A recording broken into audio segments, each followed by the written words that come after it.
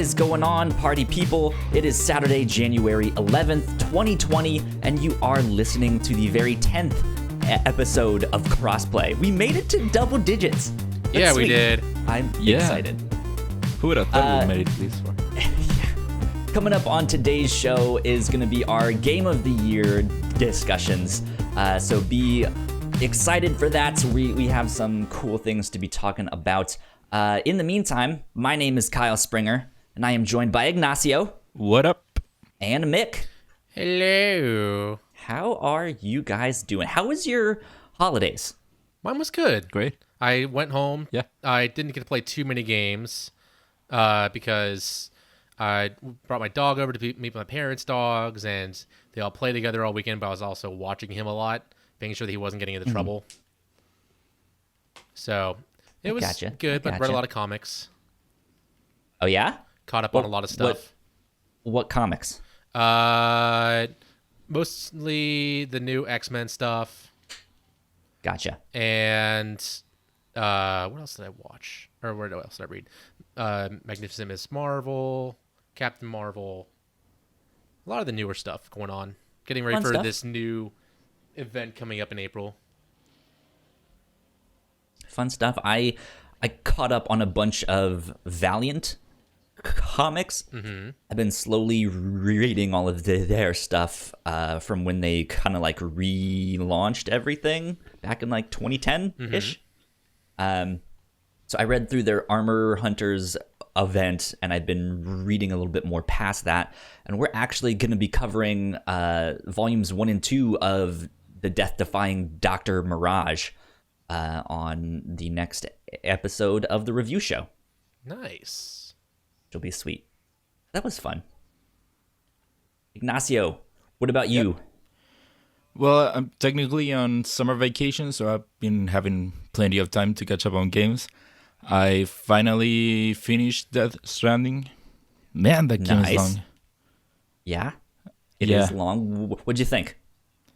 Thumbs up? You liked it? Yeah. Thumbs down? Uh-oh. I liked it. No, it wasn't bad. It's just like I said, the game is way too long. I would cut a lot of that game. But overall, the world it presented and the story, once it all came together and became clear what everything was and what was going on, I loved it. If you like convoluted stories or Kojima type stories, you love the game. You love the story that the game presents. It's just that the gameplay can sometimes be a bit get in the way of enjoying the game. It can be frustrating sometimes, and also the moment-to-moment gameplay isn't that interesting, to be honest. But overall, I like the story it presented. Good. And if you remember, when I first started, the problem I had with the game was that at every point I was like, "What's going on? Why is this thing like that?" And I felt like it does answer every question I had. Oh, good. At least by the end. Yeah. Yeah, but like I said, it's after many hours. And also, that final chapter had me crying all the time for all of the chapter. Yeah. And it's touching. I think it hit me especially hard because last month, my sister had a baby. So now that I have a baby kind of in my life, it hit me especially hard, that last chapter. If you've played it, you know what I mean. Yeah. But overall, I enjoyed the story at least. The gameplay could... Sometimes I did enjoy it, sometimes it frustrated me a lot. But if you're into stories and you don't mind the length of the game, you should check it out. Okay. Yeah. Well, if you guys did not know, this is our video game podcast where each and every week we get together and talk about all the video game goodness we can handle right here on the Whatnauts.com. We're going to do a little bit of housekeeping, and then we'll dive right into all of our discussions and stuff like that. We just recorded our 4-year anniversary retrospective. And some of you out there might be like, Yeah, 4 more years indeed. Some of you out there might be, how can you only make 10 episodes and have been doing this for 4 years? Well, I will have you know that this is a brand new show. And we, as the Whatnauts, have been around for 4 years now. So that's exciting stuff. But we had Mick and Ignacio and Melissa with us. We had some fun talking about all of the stuff that we did this past year in 2019. So go check it out because there's lots of announcements, including a brand new merch store that we have at the whatnauts.com/store. So go check it out and maybe buy a shirt or something. Yeah. Help us out. That'll help us out a ton. If you want to help us out some more, patreon.com/thewhatnauts is where you can support us. You guys can get access to episodes early. You guys can get exclusive content. You guys can even get thanked here on this show.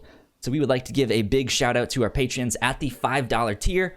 Thank you to Sam and thank you, Christine, for helping us out, keeping the mics on. Thank you. Thank you. Absolutely. Okay, boys. Let's do this. Where are we dropping? I don't know. You're the captain. Let's see here. Pulling up my notes. So I think what we're going to do is start with some smaller things. Soundtrack of the... Let's start there. Let's start with soundtrack of the year. Sure. Did you guys have one that stood out to you that you listen to maybe when you're not gaming, of just like, this is the one that I cannot get out of my head? Boy, do I. The Final Let's hear Fantasy 14 soundtrack for Shadowbringers is freaking awesome. I love the battle music because whenever I'm just relaxing or trying to get through work, I'll put on random video game battle music. But this game's music takes it to the next level, where it's a great combination of rock, heavy metal, and classic Final Fantasy. And I think it best comes out with how good the soundtrack is if you ever look up this whole event that they had this year, last year, where it was Nier Automata in Final Fantasy 14. They released a whole raid about Nier showing up on this planet that we're on, this whole other realm. And they somehow got the composers to work together and create this awesome remix where it's the Nier Automata type music mixed in with the Final Fantasy music, and it is breathtaking, especially when you're in the middle of a boss fight and it just really kicks in. That sounds wild, because Nier Automata, I was kind of mediocre on that game, but the soundtrack was awesome. Yeah. In that game. So, but I think this whole event, this whole raid is one of the coolest things you'll ever see because it's Nier type fights, but in an MMO. That's sweet.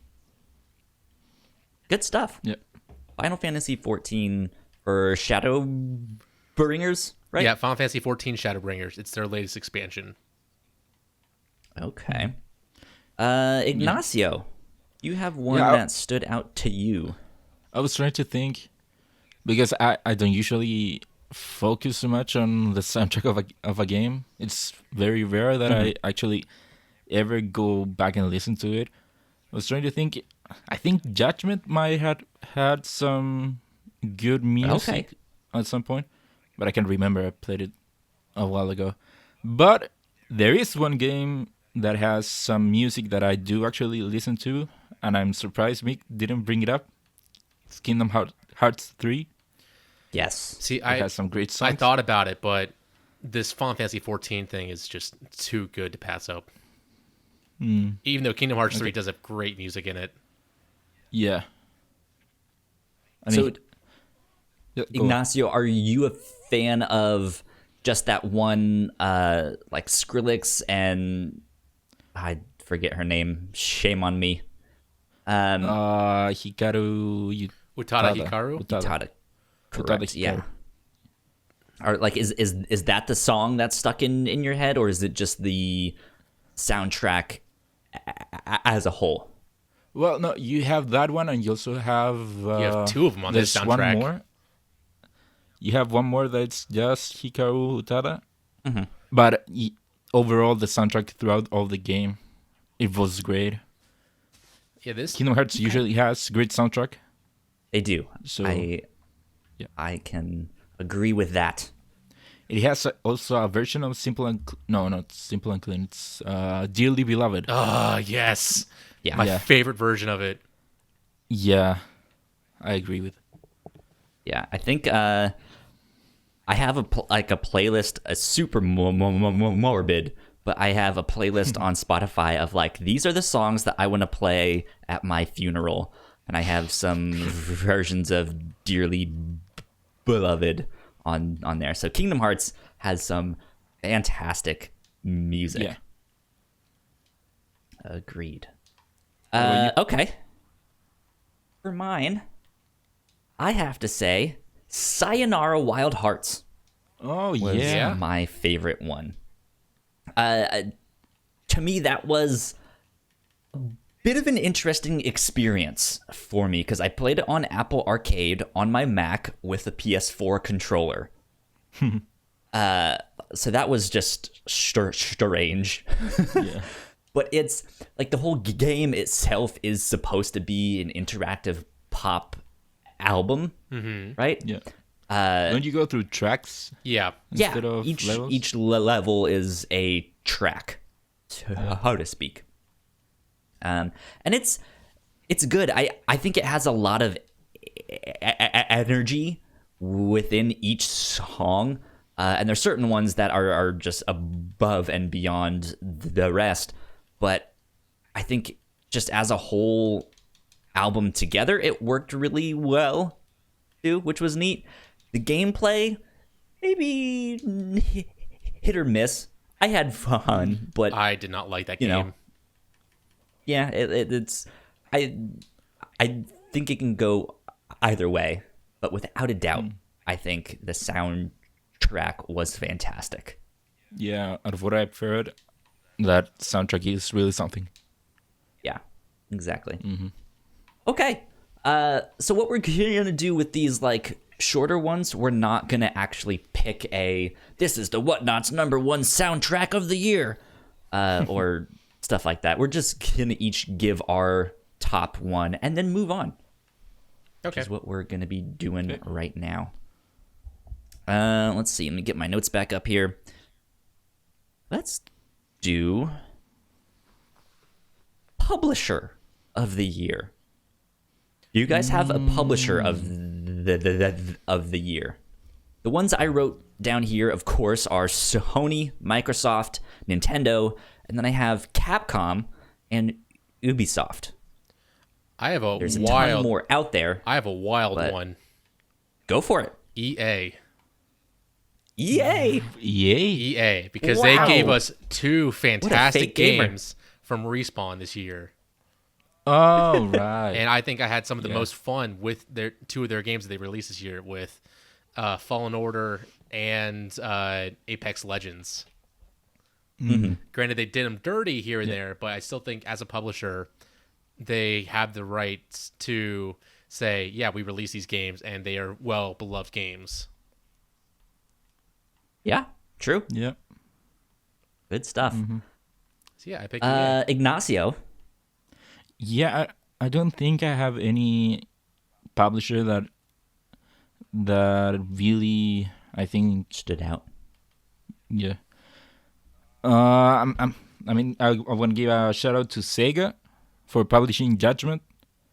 Okay. Yeah. Also, EA published Fallen Order, and I guess Apex. I'm not much of an Apex guy. And Nintendo for just being Nintendo and publishing some good games throughout the year. They did. They Yeah. did. I'll put you down as Sega because I know you like the Yakuza games. Yeah. That's kind of a shoe-in for Ignacio. That makes sense. Okay. For me, I think... Oh, man. I think I'm going to have to go with Capcom, Okay. Okay. which is a strange one for me because I actually didn't play any of the games that they published. But that was Really? just the thing that I kept hearing nonstop. Capcom is having this huge revival. Devil May Cry, Resident Evil, Like they just put out so much great stuff. So I have to tip my hat to them. Yeah. Let's see. Also, Monster Hunter 2. They did that one, right? Yeah. World. Yeah, the Yeah, Monster Hunter World and Iceborne. Yeah. Did Iceborne come out this year? Yes. I believe so. On console it did. Yeah. Yeah. True. Also, I think regular Monster Hunter World came out this year on PC. Yep, that's true. It did. Yeah. Mm-hmm. Yep. How about developer of the year? Was there a certain studio that stuck out to you guys? For me, it's Square Enix. Okay. Or would that count as a developer or a publisher? Because they no, I think Square. They're both also kind of. develops their I own think. game. yeah, it's like their own any studios. in-house. Yeah. So I want to put Square Enix Okay. because they re-released a lot of Final Fantasy games this year on all my favorite platforms. So I have all my favorite Final Fantasies on Xbox, on Switch. Those all came out this year. There's more coming out next year or this year now. I keep on saying this year, but Yeah, it's but actually last year, Wouldn't that count as publisher? I guess. But also they released Kingdom Hearts 3. They released a Shadowbringers DLC No, okay. expansion, Yeah. and well, the remasters too. Like they didn't just re-release them; they upped the resolution, changed some gameplay mechanics. Especially with 8, they finally up-resed it instead, not just re-released, but they actually remastered it. Yeah. True. Yeah. I don't know. Good stuff. I guess I have to go with Respawn. I love Yeah. Jedi Fallen Order, so that sure gives them my preference. But also, I know they developed Apex, and a lot of people like that game. So I'll give it to Respawn. Okay. Good stuff. Good stuff. I have to agree. I think Respawn had a phenomenal year. I mean, think about where they started with Titanfall, and that first one did okay, right? I love Titanfall 1. It was so revolutionary when it came out. People liked it enough that they got a second one. But Even though here that comes, was shafted by EA.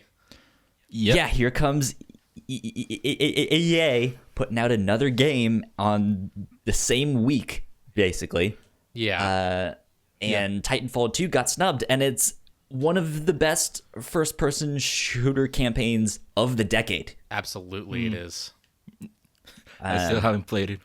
If you have if you ever have a chance should to get, have it. If you ever could get Game Pass, get it. No, but I have the game. At least I think I have the game. You should. Then It was play it. free on PS Plus a couple months ago. So Yeah, I always forget if I ever bought it or not.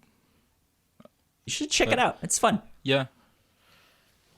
I don't know. good Next stuff. week comes out Kakarot, and that seems to be a long game. So And Well, you then have one I week. think I'll be able to do it. and then the week after that, Kingdom Hearts DLC. Yep. Yeah. Well, it's a fairly short campaign. Yeah, it's like So- 8 hours. It's okay. it's a shooter campaign, but it's great. I mean, I guess I could play it now before Kakarot comes out because I've been You can just having problems You can- sticking to a game now. you can knock it out in a day probably. Yeah. Yeah, maybe Most likely. maybe I'll give it a try.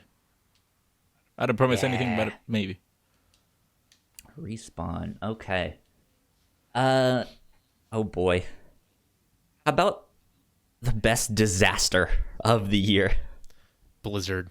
Here's Blizzard here's as what I have Blizzard. written Oh, yeah. down as some nominations. Randy Pitchford's flash drive, Was that this year? Or was that Blizzard last year? and China. Well, what was that? Was it last year? Or I was thought it this year? the flash that drive was thing 2019. Oh god. Yeah, was it? That It was early this year. It was early in the year. It was 2019. Then we have Blizzard and China. We have Stadia. We have Okay. Anthem. We have Dr. Disrespect's Bathroom Adventure. right. And the THQ Nordic AMA on 4chan. 8chan, not 4chan. No, 8chan. and on Yeah, 8chan. that's the problem. Yeah. That was the problem, 8chan. There was so much stuff that happened. Yeah. Yeah. Stuff was ridiculous. Well, I'll have to go with Blizzard. I think out of them all, Yeah. that's the biggest scandal of the year. It's very close though with the Randy Pitchford and THQ Nordic stuff, but I think just weighing in on a huge public event that's a world event was the exact wrong thing to do, especially with a huge event on the horizon like BlizzCon. Yeah. But I think Yeah. Randy Pitchford's thing and that other one didn't really take much time out of people's life. I mean, as a news story, not as much at least as Blizzard, which was a Right. thing for a long time. Yeah, I mean it's still technically going on. People are thinking Yeah. about it a lot. Yep. Very true. I am going to put Blizzard as well. Blizzard runs the table on that one. Oh. You okay there, Ignacio? He Yeah, did. hit my table. He's I dead. did. Disaster of the year. Ignacio dies. Is that a disaster though? I'm kidding. I love you. Wow. I love you, Ignacio. Now that he's gone, Thanks. it's coming out. I'll come back and haunt you. No worries. Good. We can play games together then. Yeah.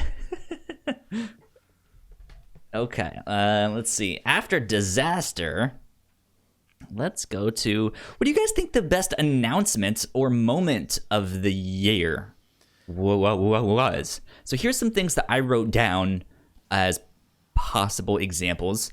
Sony buys Insomniac. Bungie splits from Activision. Fortnite Chapter 2. Ninja joins Mixer. And I think that's all I have. Yeah. But what stood out to you guys? Was there something else that I didn't write down that was like, this is your favorite announcement of the year? Maybe it was some stuff with Microsoft's X Cloud. I think guys announcement think? was saying xCloud. Well, it's like Xbox twisting the knife for Stadia by saying we have 50 games out now for xCloud, and any game on Game Pass will most likely be on xCloud. So this is like just after Stadia said, "Oh yeah, we have like 12 games at launch. We're gonna have another 20 coming by the end of the year," and then people were saying, "Why?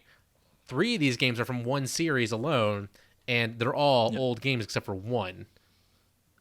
And Right. Stadia freaked out with pushing a lot more up, and also adding more to their paid service.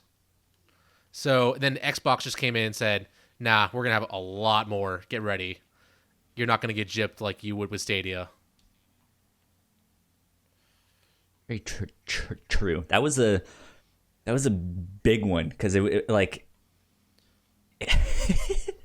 I mean it just following off the idea that Stadia basically was a disaster. Yeah. And it was just like, and then here comes these guys, a big dick a swinging, and Exactly. it's just like, Yeah. this is Pretty embarrassing. much kicking them while they're down.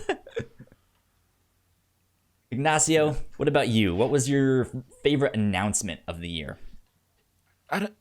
This is my favorite announcement, but it was sure one of the biggest events of the year. It was Fortnite Season 2. That whole Black Hole event was huge. Yeah.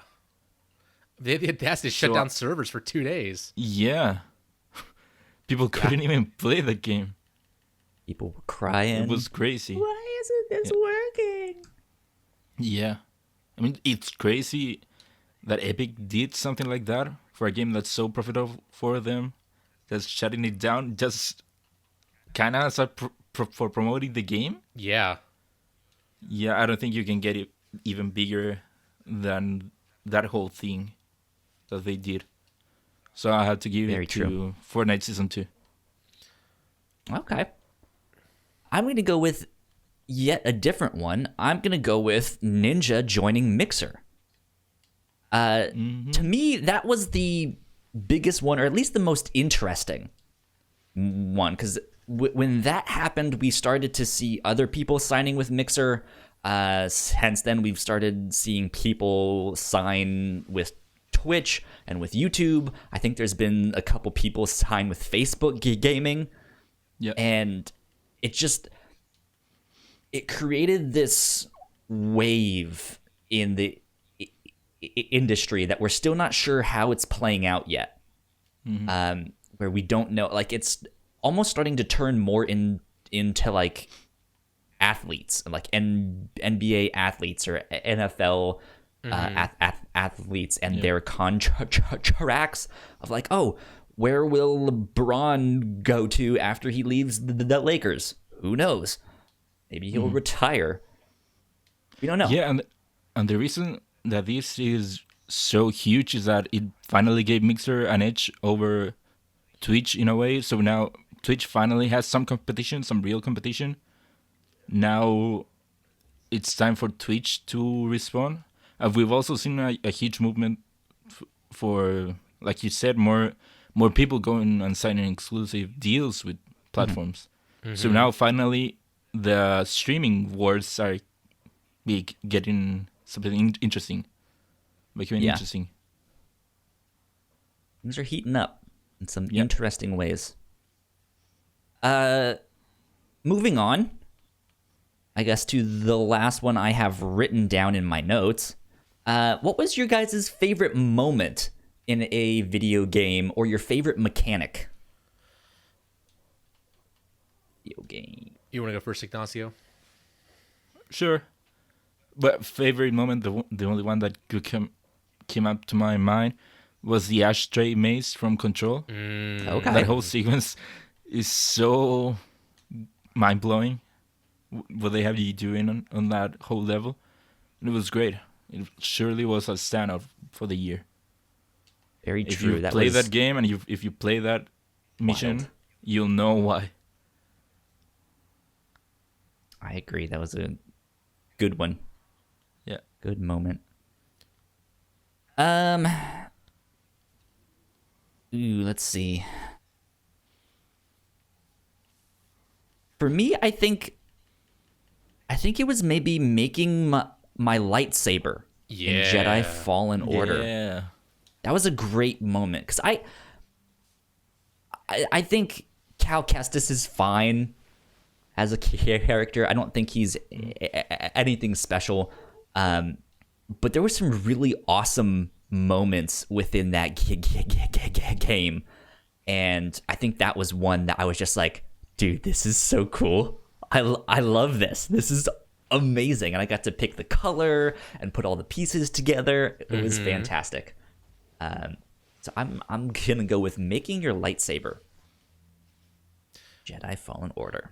Mine was in Shadowbringers.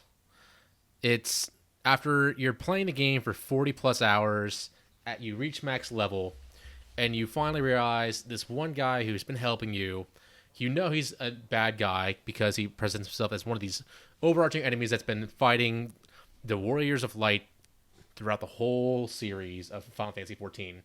And then he truly comes out and says, yes, I am evil, but I am evil because of this. I'm reuniting my world. It was destroying this huge calamity that's split into 13 pieces. And there's been all these calamities, and I want one more to make my world whole again a little bit more. And it ends up into this huge fight where he basically kind of becomes, not God, but like an ultimate evil. And you are in this astral plane where you and all these other warriors of light just appear and start fighting together.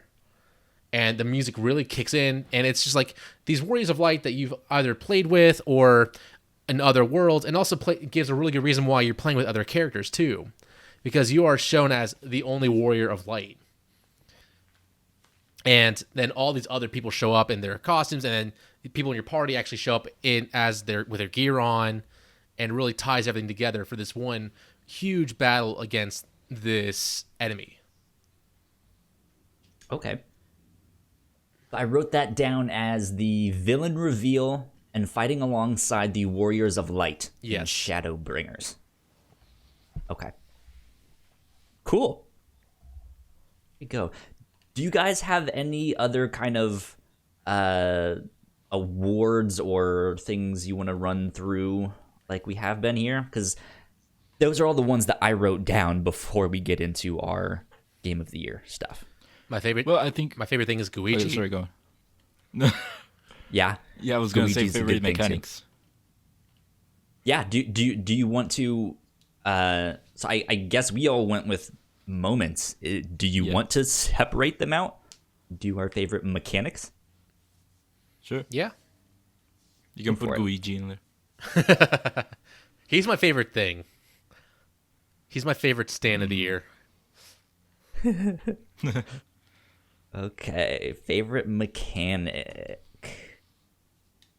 goes to Babu Frick. Just kidding.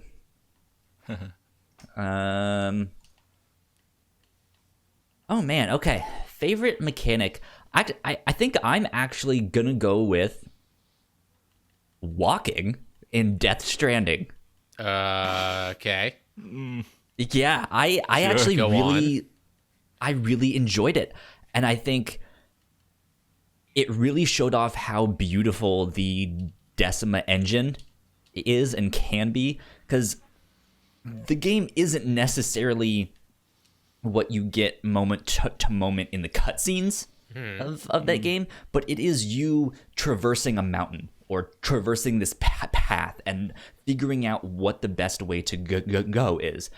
Maybe you start down one path and you get to the top of this peak and you realize it's a big cliff and you're like, shit, I don't have ropes or ladders or something. I need to go back and do something else. And so it's this Yeah.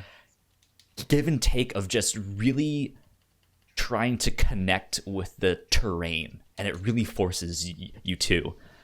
And I think the detail in how your character reacts to the environment is something we're going to see more games try and do down the road. Of just, it's not only about you going to the next waypoint and getting your next quest, but it's how you get there. I think is really going to make a difference in the next few years or so. Yeah, I wouldn't personally give any shoutouts to the walking on the Stranding. There are some times where it's just very frustrating trying to climb up a mountain 5 times and all of your things falling down, all the way down. Maybe you need a new path? Down, down. I wouldn't. Down, No, down. I totally get what you mean. It's not for everyone, and I don't think the games that will start to implement something like this won't necessarily do it to that degree. But just this concept of making the environment more, you or the environment, making it more reactive to you and what you do, or so on and so forth. Yeah. Well, I would actually like to give a shout out to another aspect of Death Stranding, which was just whenever you're walking around and you find, like, you, for whatever reason, you need to climb something and you don't have a ladder or there's no bridge, and you just find that someone in his own game or their own game made it, and it's just there for you. I love that. I love finding structures that other people made, especially whenever, like I said, you need it and it's just there for you in your moment of need. So I would say that's my favorite mechanic of the year. That whole strand. interconnected games. Yeah, the strands that connect us. Social And the nuts we make. strands in Death Stranding. Yeah. Okay. Mick, Mine, what about you? mine Favorite is- mechanic? Mine is something new that kind of squeaked in right before the new year, and it is the parrying system in Sekiro. It is Okay. like it. Started playing the game because of Fallen Order, where that it was like kind of like a basic version of the parrying system. Everyone compared it to Sekiro, and I'm like, okay, I want to give this a shot because I heard Sekiro was winning the Game of the Year stuff. It was just getting all these awards. And I played it, and it's just a whole nother level than what Fallen Order is. Because Fallen Order, yes, there's like a parrying, there's like a stance gauge, and you're trying to break it. You can block, you can parry at the right times to not take nearly as much stamina damage or health damage. But this one, it's the whole part of the game is just parry to win. It's not about dodging. It's you better be in their faces, doing all you can to win in this sword fight. And it's like a shinobi versus a samurai, and it sounds fantastic when you get a perfect parry. You're trying to get these perfect parries where you're timing everything correctly so that you can get their stamina bars down, their stance bars, and it's just like this perfect balance of, yes, it's difficult, and if you mess up, it will stab you instead of slap you in the face. It'll stab you right in the heart and twist the knife and make you do it over again. But it really makes you learn, and I'm going to talk about it later on, too, because there's some boss fights in the game that are extremely difficult if you're trying to go about it the wrong way. And it teaches you how to play the game the right way with the parrying. Okay. Good stuff. Good stuff. Can you guys think of anything else you guys want to give shout-outs to? No, I can't. Nope. Cool. Well, let's move on to Game of the Year stuff. Yeah. Now, we kind of talked beforehand, before we started recording here. Do we only want to do our top 5? Do we want to do our top 10? I know we all kind of agreed on our top 5, and then 6 through 10 was our honorable mentions.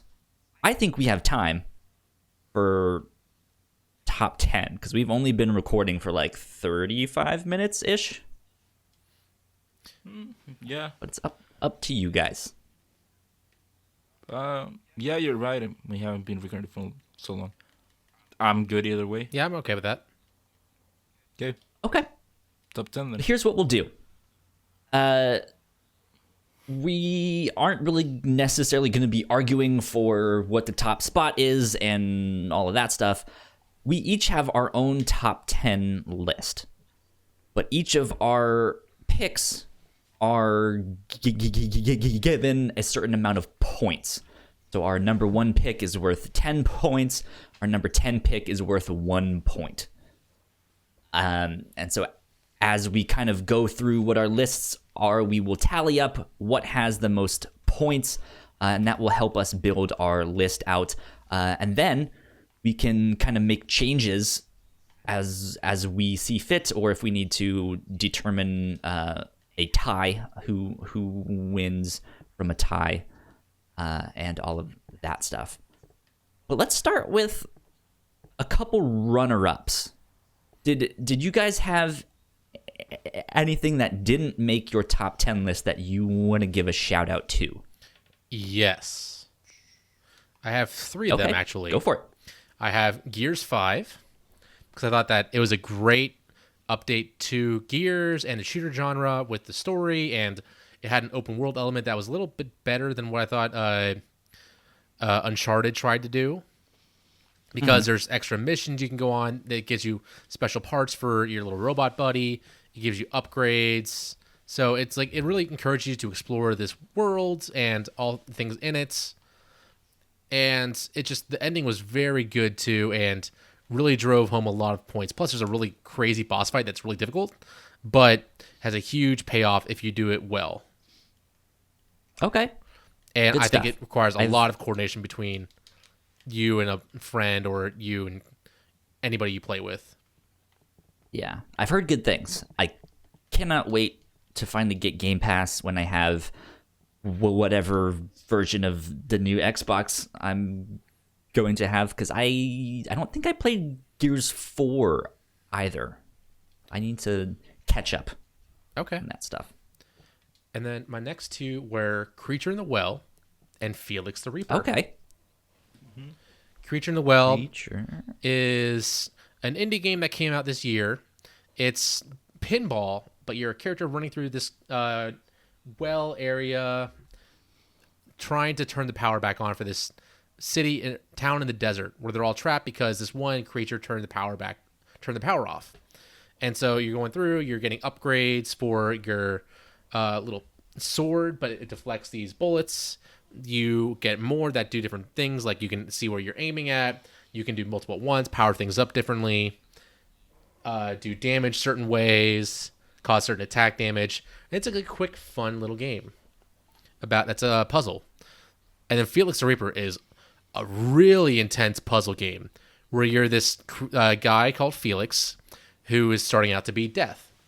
And the whole story is he is fascinated by this woman, and all he's doing is trying to impress her.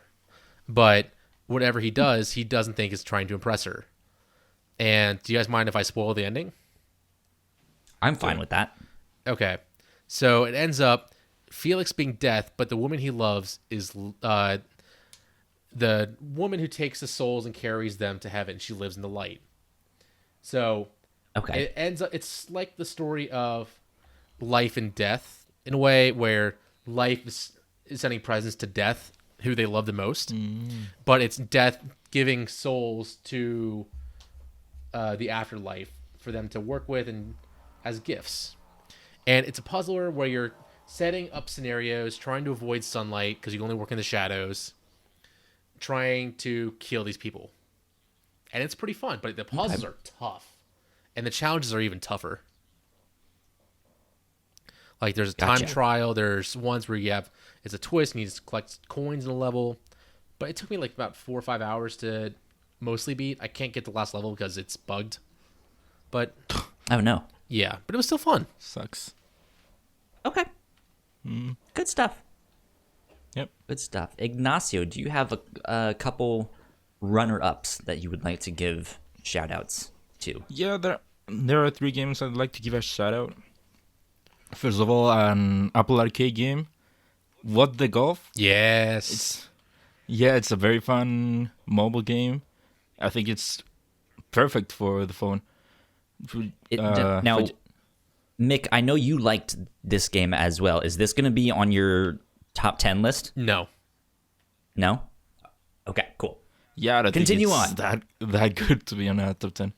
But no, I just liked it because it's the perfect game just to kill some time.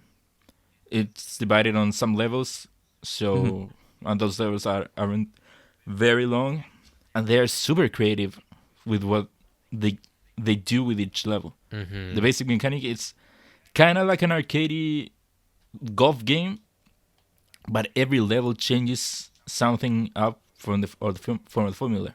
For example, the first level is just you hitting the ball and having it go to the hole. Then the next level is actually you're moving the person into the goal. Then it's just 50 balls. You're trying to get to the goal. Next, you are moving the goal. So it's a very creative game. I highly recommend it, especially just for killing time. Okay. The next game, Super Mario Maker 2. It's just more Mario, but now everyone can create their own levels. And I like how people can come up with some crazy stuff, and I can see it online and just go, hey, that looks interesting, I'll play it by myself. Or you could also just play the Nintendo-made levels. It actually has a campaign. Oh, those are really fun, too. They're really well made. Yeah. I've heard that was a much needed addition of just like, hey, here's a story mode to teach you how all of this stuff works. Yeah, I mean, and it kind of teaches you through the game, through the levels, but not really, I would say. Okay. But yeah, what I like is that it gives Nintendo an excuse to change what they don't need to stick to a motif for a world like with other Mario games. Each level can be as creative as they want. They can do whatever they want. Yeah. And that was neat. And now you can play as Link. Yeah. I still haven't tried that out. Neither have I. I keep forgetting that's the thing. Yeah. And the last game I'll give a shout out is, of course, I have to talk about Super Dragon Ball Heroes. It came out on the Switch this year. It's an interesting take on the franchise. It's different from other Dragon Ball games. I don't think I knew this when he even came out. Yeah. Well, the way you play the game, it's like each character is kind of a card by itself. So it is about kind of building your team as if you were building your deck, and you have to choose where to put them on the map. It is actually Dragon Ball Heroes is its own thing in Japan. You can actually find these arcade machines where you can go, you can get your own cards and play with them. Oh, that's cool. So yeah, I like that they bring that to the Switch for other people, not only in Japan, to try it out. Okay. Yeah, that's all of my honorable mentions. Good stuff. Well, I have a couple more than 3, but I won't talk about all of them. My first runner-up, I'm kind of guessing is going to be in someone's top 10 list in here. Kingdom Hearts 3. What? Wow. Yeah, didn't make my top 10. How dare you? Didn't make my top 10. Just barely got edged out. So I'm assuming by the sounds of it, it's on both of your lists. Yup. Of course. Yeah. So I will hold what I have to say for that one till we talk about it then. Next up, Sayonara Wild Hearts, which I already kind of mentioned. I loved the soundtrack. It's super short. It's like 2 hours. You can beat it. And it was a lot of fun. I thought it was a good one-time thing. I don't think I'm really going to go back to it. It didn't really give me a reason to do that, but it was super colorful. It was engaging. It was difficult enough that it felt like a challenge. And yeah, it was on Apple Arcade, which I think was one of their bigger games of like, hey, we also have Sayonara Wild Hearts. So I recommend that one. But I don't recommend playing it on your phone. No, I think that experience ruined it for me. Hook up a controller. I heard so many good things about that game, and I got it on Apple Arcade thinking, okay, it's going to be 1-to-1 controls for touchscreen. But it's not. And I think that ruined the whole game and my experience with it, because it was, I would try and turn, but I would miss so many different obstacles because it would be like half, and I even turned the sensitivity up really high, and still wasn't enough to make certain moves. Yeah. Yeah. The game doesn't play very well on a phone. No. Agreed. My next runner-up is Untitled Goose Game. Oh. Did either of you guys have that on your top 10 list? No. No. No? Okay. I haven't played it yet. I thought this game was a delight. It is just pure delight. It is so much fun to play. The reason it didn't make my top 10 list is it's just Hitman. It's basically that, but you play as a goose. That's a weird comparison, but it works.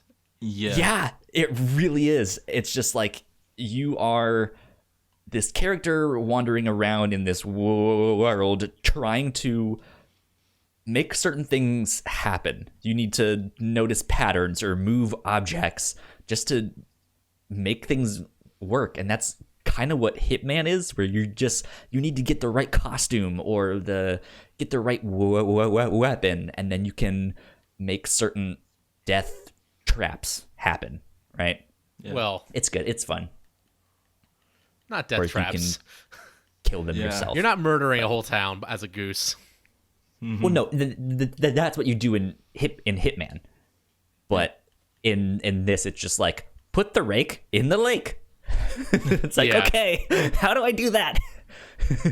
Yeah, they should do that crossover. Actually have a Hitman goose Right. and actually have the goose kill people. That would be interesting. That'd be funny. My next runner-up, which is I think the one that I actually want to talk about, is Where Cards Fall.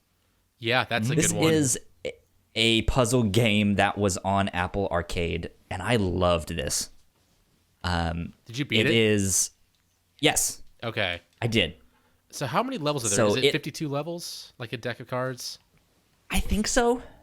Well, something like that. So the whole game, you get bits of story in between each level, but you play as this kid that goes out into the town, and he to kind of get from point A to point B, you need to manipulate these decks of cards that are lying on the ground, and you expand them, and they make platforms. And so you have to figure out where to put these platforms or how high to build them to help you traverse each level. And it becomes a puzzle game where it's like, okay, if I expand this one, I can make a platform that fits in there, which means I can then move this other deck of cards over here on top of that platform, and then expand that, and that'll help me get up to this one thing. And it's a puzzle game that I think really shines in the way it ramps up the difficulty, because it's very simple. There's not many mechanics to it than besides just like, hey, here's these decks of cards that create platforms. But as you continue, the puzzles get more challenging, but it never felt like it was too challenging. Mm-hmm. And they have a hint system, if you need hints, that I think are a good compromise, where it's like, hey, here's the outline of the thing you need to build in the place you need to build it, but we're not going to tell you exactly like how you need to get things there. Somehow you might need to build a platform to be able to make the hint that they have. But it's good. I highly recommend it. So you guys should all check out Where Cards Fall on Apple Arcade. And last but not least, I want to give a shout out to Baba Is You, another puzzle game that I really enjoyed. However, unlike Where Cards Fall, this one just has incredible difficulty spikes. It's not even difficulty spikes. It makes you feel really dumb, and when you find out the solution, it makes you feel like an idiot if you didn't get it immediately. Yeah. Yeah, and like the first couple ones, it's like, oh, this is sweet. This is clever. Wow, I'm really smart. This is fantastic. I love this game. And then, yeah, down the road, I was looking up solutions to things on YouTube, and I was like, I didn't even know that was possible. Yeah. What? You never told me that this was something that I could do. Even according to the rules, it looks like that wouldn't work. Like, how am I supposed to know that? Just made me feel so dumb at the same time. But it's such a simple game, and I think it's one people should at least try out and just see what it is, because it's fascinating. Yeah, it's another game I had to try. I just keep forgetting. Yeah. Okay, that's it for runner-ups. Let's start with our number 10 games. Number 10. Number 10. Ignacio, I'll have you start. Sure. For my number 10, I have Bloodstained Ritual of the Night. This is the Metroidvania, or actually Castlevania-like game that came out on the Switch from the same, I believe it's the same original creator from Castlevania. Mm-hmm. But yeah, I really enjoyed the game, mostly because it was just another Metroidvania, and I love Metroidvanias. Let's see, it did have some technical issues, not many, but some here and there that would be annoying sometimes. For example, whenever you're low on health, your controller starts to rumble. So it happened to me multiple times that it just stuck with it even after I regained health. Ooh, and it Yeah, and it would stay like that even after I turned off the console. It was Even just after stuck you on my turn it save. off? Yeah, it was Huh. like stuck on the save. Luckily, at some point it did turn off that thing, but it did happen multiple times. Let's see. Other than that, yeah, it's just another Metroidvania, and that's why I liked it. If you like Metroidvanias, you'll enjoy this game.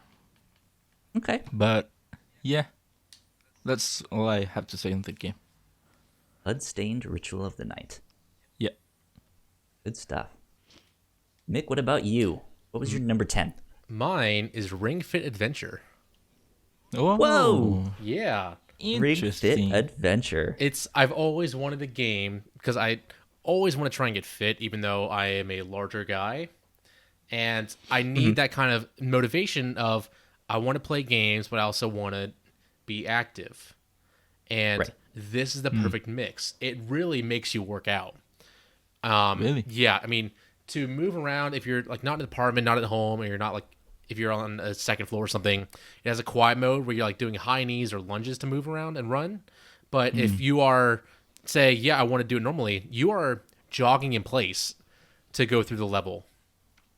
So you're jogging to go like along this linear path, but then there's obstacles along the way where you need to go across a crevice. So you push in this ring, and it tests your strength beforehand, so it knows like how much you need to push to have good strength to hover and go across. And you fight enemies where your attacks are workouts. So you'll say, I want to do squats, and depending on your difficulty, like I'm at difficulty 20 right now, it'll say, okay, you're going to do 10 squats that are you're doing long and slow form, and the last 10 are going to be super fast squats. And that's how you do your damage. And there's yoga, there's core, there's arms, there's legs, there's other types stretches that do these attacks, and the better your form is, because it tracks your form by having a Joy-Con on your leg, and the ring, Right. it will do more damage to the enemy. That's cool. And the whole time you're playing the game, it tracks your, not just the time you're playing the game, but like your active time. So every time you make a move, it's tracking those seconds. Every time you're taking a break, it stops. It takes your pulse after every level to track your calories. Wait, check your pulse? Like you hold your your finger up to the IR sensor, and I guess it can read your pulse vaguely, but it has a pretty good idea of like how good you're working out. And it'll kind of give you a rough estimate of how many calories you burned. And you're getting levels, you're getting gear, you're changing your outfits, you're getting coins to get other stuff, you're unlocking more workouts that you can do as attacks. And it's just a fun That's RPG workout game. Yeah, I've been thinking of getting the game. So hearing you have such a positive view on the game, it's nice. And yeah, after every time I finish a session, I am sweaty and tired. Like it actually makes you work out. There's no cheesing it. So it's a really fun game, even if it is $80. But I think it's worth it because it's like it's less than 8 months for a gym membership, and it's right in your home. How long do you think it takes to beat the story mode? Is the one don't thing, know. because like that's the thing Have you of like beaten if it? you're using this as an alternative to a gym membership, like how is the replayability? Well, of there's that an actual game, setting in the game where it says, you can do kind of like an expedition mode, but I want to work on arms today. It says, okay, here's a workout for you. Here's a workout plan. Okay, so it has Do like it. but does that mode then affect your adventure mode? I don't think so. It's just like it lets you practice your form. It lets you just, if you don't want to go through adventure mode, it lets you just do what you want and practice what you want and build energy and strength in those areas that you want to build. Okay, I gotcha. That sounds good. So yeah. All right. My number 10, Link's Awakening Remake. Okay. Yeah, I have it on my list too. So I don't know how. Do you want to do that? Sure. We will save it for whoever has it as their highest thing. So Okay. maybe you guys put that as your number 6 or something, and we'll wait till we hit that one then. Or Link's maybe it's number Awakening. 1. You never Yeah, know. who knows? Awakening. Writing that down in my notes. Back to you, Ignacio. What's your number 9?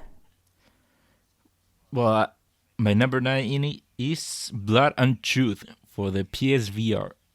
Okay. Have either you What? played it? No, I don't have a Truth, PSVR. no. Either do I. It's such a great game. It really is like a great example of what VR can be. You actually go through a story. It's an action, kind of like an action movie, kind of like if you were James Bond. So you go through these levels, through these stories, and being the character, being able to, I don't know, interact with your environment, use your weapons.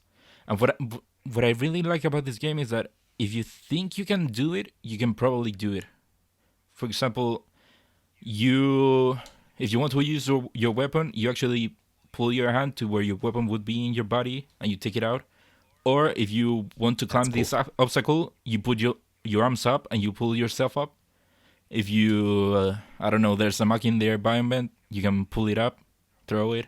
If there's a grenade, you can pull it up, take out the pin, and hold it in your hand so that it doesn't explode. So it's really immersive in that way. And also, like I said, it's like an action movie. So it's really cool being able to play through all those scenarios, the interesting scenarios that you would see in a movie. So it's a really fun experience that I would really recommend that anyone should try it out. Is it Especially if you're in the fence to get VR. Okay. Is it a collection of scenarios, or is there like a story that... No, it's a story. Okay. So, so every level is just a part of the story. And one thing is that the game is actually on rails. So that could be... Maybe it's your type of game, maybe not. But it is on rails. Gotcha. So, yeah. But like I said, if you're on the fence of VR in general, you should try out this game. And I'm sure it will sell you on it. Sounds good. Mick, let's My move on to you. What's your number 9? Apex Legends. Oh, Woo! Anybody else have this on their list? no. I do not. Okay. Yeah, I mean, I was really into battle royales for a while. Then when this game came out, it really let me reconnect with my friends that I played games with before. It's a fun drop in, drop out game, battle royale, where it really changes the genre with classes, with different characters, and having a ping system. So if I can't talk, I can still talk to my teammates. The announcer's great. The whole system of there's a drop master, and it's only 3s instead of 4s.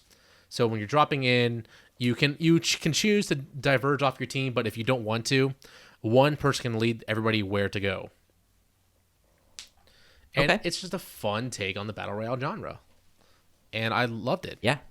It's a shame I'm Respawn sad I did great dropped this off, year. but I still had a great time with that game.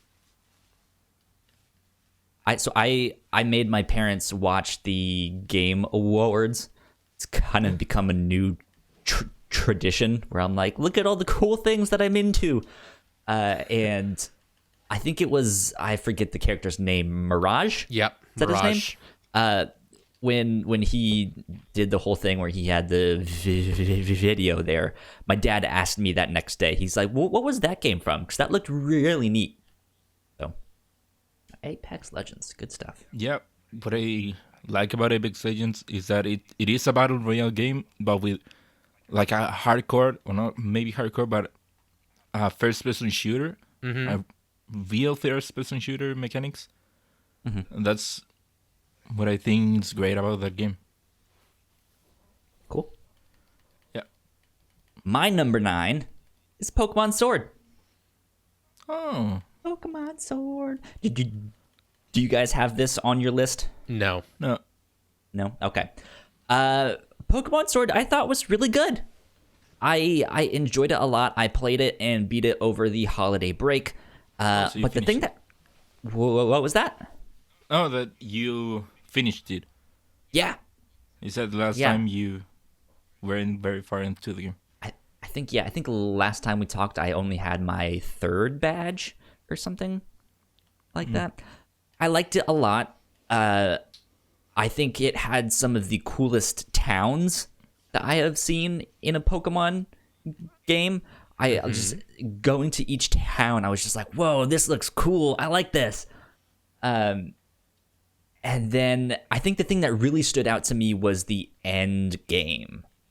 Once you beat the kind of tournament that you're supposed to do and you beat the champion, there's an end game that pops up with brand new characters that you haven't seen the entire game, and like a short story and stuff, and it's fantastic.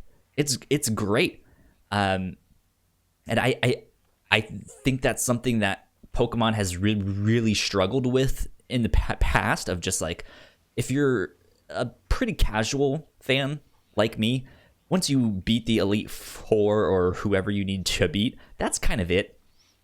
That's all you do. But this, I think, gives you a lot more options, gives you a little bit more story. And there were some other things that opened up that I still haven't checked out yet, like I think it was called the Master's Tower or something like that. I don't remember. I don't know what's called. But Yeah. I thought that was fun. Yeah, Pokemon games have been doing that lately or recently, of adding some extra like chapter after you kind of beat the game. I remember Omega Ruby and Alpha Sapphire started that, and I think the other games have. I mean, doing kind that too. of. What is it? Gold and Silver did that first, where they had Kanto yeah, back. you have Kanto. Yeah, you're right. And you had to Yeah, go but- fight Red at like level 80, Yeah, which was one of the coolest things ever. yeah, Yeah. you're right. So I'm excited for the DLC. I'm hoping that the new areas that they open up will be pretty cool. I'm hoping to get back into it. I dropped off after the 3rd gym. So it's We something. got some interesting stuff. Yeah. The one thing that I will say that I think is the game's downfall, maybe, is the voice acting. There is none whatsoever, which is typical of a Pokemon game. But I think this really could have benefited from that. For example, it there's surely sticks out more. there's a gym later in there who is like this punk rocker, and he just has this moment when you show up and he's supposed to be like singing this punk rock song and being like, "Oh right, are you ready to Pokemon battle?" And it's just, there's nothing, there's no sound, and it's just like, That's a shame. yeah, like you really could have just nailed this. This would have been an awesome moment. But yeah, what can you do? Let's move on. Ignacio, you're number 8. Number 8, Katana Zero. Katana Zero. Okay. Yeah. Do either of you have it on your list? I haven't played it yet. I don't. I started playing it. I think the soundtrack is fantastic. I got stuck. And so that's why I was just like, all right. Yeah, Let's move on. I just want to give a shout out to Katana Zero because the gameplay is really fun, and the mechanics that the game has make it even better. But yeah, it also has one of the reasons it's on my list is that it also has a compelling story. I don't think you would expect that particular kind of game to have a story, but the game gives your character a backstory and something to do in between missions. So you have your regular gameplay where you just go through a level, killing people, getting to your objective. But in between those sections, you have like downtime moments. You go to therapy and you talk to the doctor, and you can choose what do you tell this doctor. You've actually been having these nightmares, so you can choose if you tell him or don't tell him, or what do you want to tell him. And also, while that's happening, you get to see what your character does in his own personal time. He goes back to his own apartment, and you see what his life is like in between sections and how he befriends his neighbor. So I think the story elevates the game. The gameplay itself is great, but the story, I think, really elevates it. Okay. So that's why it's in my list. I've been wanting to play that game for so long. It's really intriguing. I think I'm maybe an hour and a half into the game, and I think it's a pretty short game too. It's like 5 or 6 not that long. hours. But yeah, I have no idea what's going on or why everything is happening, but there's some things that just right off the bat, I'm like, what is going on here? What's really happening here? And it's very intriguing. Yeah. So, I like it. Mick, number 8. Mario. Mario? Mario? Mario? Yeah, it's Luigi's Mansion. That is also my number 8. Oh. Look at that. Yeah. So yeah, I love Luigi's Mansion 3. I love the floor designs of how they're all so unique. And then how they even play with like floor 13, because it's usually an unlikely floor that some hotels don't even have because they don't believe in. Right. They want that not to have a floor 13. And for floor 13 on the hotel, it's just like a club that you might see in a nice hotel. Yeah. So they play through so many tropes. It's so funny. It's adorable, cute. I think it really hit well in the Halloween season too. Yeah. And introduction of Luigi and other mechanics. It was just so much fun. I just wish they released it like a week earlier, because then it would have been out like just in time for Halloween, not on Halloween exactly. But yeah, it's good. I had a lot of fun. I think there was so much imagination in each of the floor designs that each once you get past, I think like floor 6, it was, each one was just like, okay, what's next? Whoa, this one's an Egyptian one, and I have to suck up all this sand to reveal the tomb, and you know. Did you also have OCD where you vacuumed up all the sand in that I level? vacuumed all of it. Okay, glad it wasn't just me. Because I was swept like, up everything. I was sitting there like, I hope this gives me something, but I really think it's not going to. Oh no, it doesn't. Oh well. I mean, it gives you like a star, but that's it. Yeah. So that was neat. I like that it also had like an in-game trophy system thing. That was neat. Where you can actually get some funny things something if I you didn't do expect. all the stuff on it. Like if you got all the boos, then you got your flashlight turns into a boo. Oh, nice. Yeah, and you get some gold items too. But yeah, it was nice. It was a fun, adorable game. Man, Luigi is a party animal. He has a whole mansion. He has a ton of booze. Imagine the parties. How dare you? Okay, I'm done.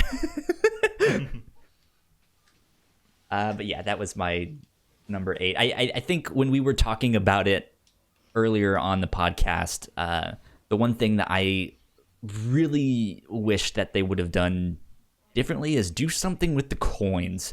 Like, make this a little bit more of a Metroidvania style thing where I can upgrade my powers or go back to certain parts on my own time and not going back when they tell me to. Just a bit more exploration. Upgrade my powers once or twice.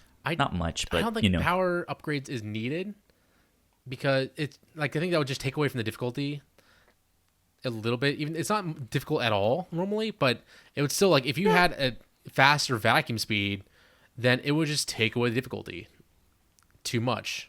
Well, I think that's the thing of, like, you get the upgrades so that you can progress so to speak. So Okay. the difficulty technically stays the same, but if you don't get the upgrade, maybe it's a little more difficult. But you have so much money that it's just like, oh yeah, you can buy this upgrade. And I also don't want like a skill tree in that game. I love how simple it is. Right? Yeah. Just like maybe one upgrade to give me a stronger vacuum. Maybe one upgrade to give Luigi a little bit more health, or now I can shoot fire or something, and that's it.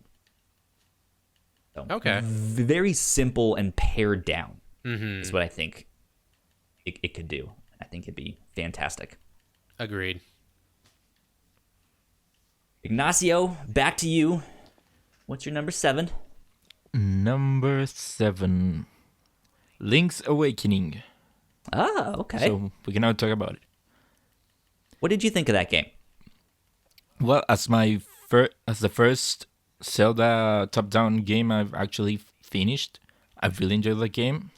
It had its own charms, but also what they have you do in the game, I really enjoyed it. I think it's my type of game, so that's maybe why it's so high for me. I don't know what do you want to say about it? I liked it a lot. I liked the visual style. Yeah. I think that stood out the most about that game to me.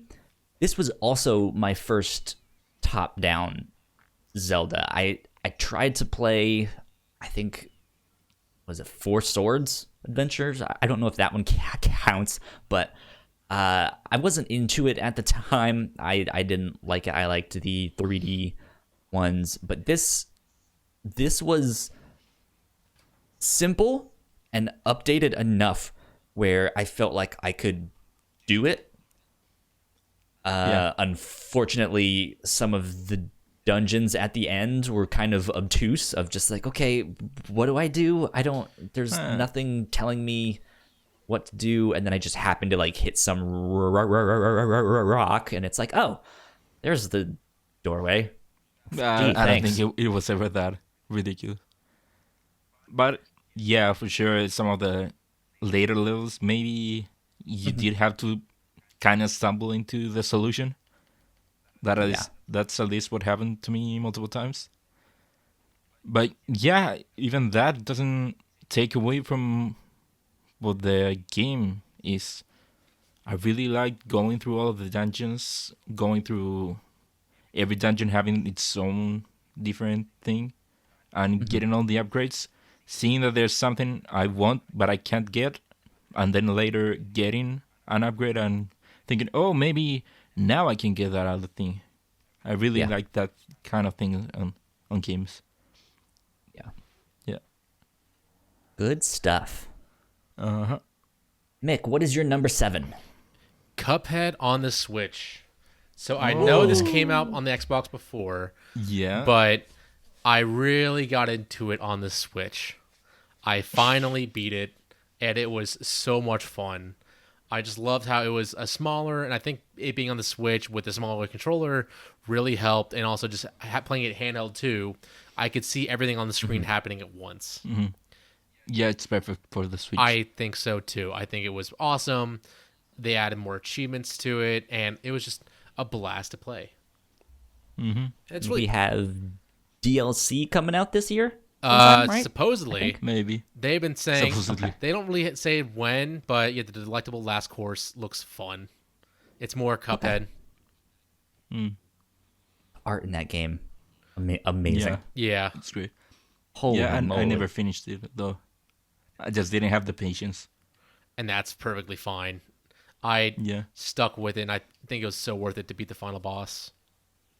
Yeah, it's that type of game where at first you get into a new level and it kicks your ass. But as you play more and die more, you actually start to see the whole pattern and master the level, and then you get to finish it. Yeah. But I just didn't have the patience to do that for however many levels. And that's okay too. I mean, they Yeah. also have an easier mode where it helps you learn the mechanics. It's not nearly as punishing, but you just don't get to advance if you beat it. And I think it was like a good mix. It came at the perfect time too, where I was in a stump of like I don't know what to do. Mm. And Yeah, and it's also a great co-op game. yeah, Good stuff. My number 7 is Outer Wilds. oh okay. Not Outer Worlds, Outer Wilds. Not Outer Worlds, Outer Wilds. I did not get to play Outer Worlds, which is the RPG by Obsidian. This is Outer Wilds, which is the like Majora's Mask, like you're on a 22-minute time loop, kind of exploring the galaxy. And yeah, this game was fascinating. I felt like I was on a roller coaster through this game because it starts out, it's very calming, it's very chill. The aesthetic is kind of this like backwoods redneck. We built a spaceship out of plywood and a chair that we found, right? But you explore your home world for a bit, and then you get the keys to your spaceship, and you go up in your spaceship, and there's like you realize that there's no loading in between all of this stuff. Like this is all just one universe, and you can go to any of the planets like in this universe and just explore. And it took me, I don't know, 2 hours to kind of get my feet and understand it, and like, oh, okay, here's what I need to do. But once you start uncovering the mystery that's in that world there, and realize that your ship has this like map slash they call it a rumor board, and it's the only thing that does not get erased every 22 minutes, so it keeps a log of everything that you've learned, of like, oh, you learned about the something over here on this planet, but you didn't get all of it, so maybe you should go back there, you know. And it was fascinating once I got into the mystery of it all. I felt like I couldn't stop. And then unfortunately, I kind of ruined the ending for myself. Oh no. I got frustrated and I got stuck. Like I did everything right. I figured it out. I knew everything that I needed to do to beat the game. I had to go get this one thing and then come over here and do this and that. And I kept getting stuck because there's one planet that you have to get by these giant anglerfish that if you make any sound, they will eat you. Insta-kill, you're done. And I tried for like an hour or two just to get past these things. And I was like, I'm not moving. I'm not making any sound. I don't understand this. I've done this before. How does it... So I was like, all right, I'm watching a YouTube video. And I watched it. And I was like, that was really underwhelming. And then that next day, I went back and I beat the game for myself, finally. And it hit me entirely differently. I was just like, whoa, this is really cool. This is sad. I like this. Is it like when you earn it and know the full picture, it gives a better story type of thing? Yeah, like it really felt that I did the thing rather than just watching someone else. And yeah, I mean, it has this really melancholy ending that just makes you think, and it sits with you. Just like, okay. I did the thing. There you go. So, Outer Wilds, highly recommend it. I know that was a lot of people's game of the year in the games industry. I think it was Giant Bomb's Game of the Year. Yeah, out of that, it was like in their top 3. Yeah. So, there you go. Ignacio, number 6. Yep. Number 6. Resident Evil 2 remake. Ooh. Do any of you have it? No. I didn't get to play it. Oh. At a number 6 spot, man. Okay. Yeah. Well, it was a really well done game and a really fun game. Was actually my second Resident Evil game I played.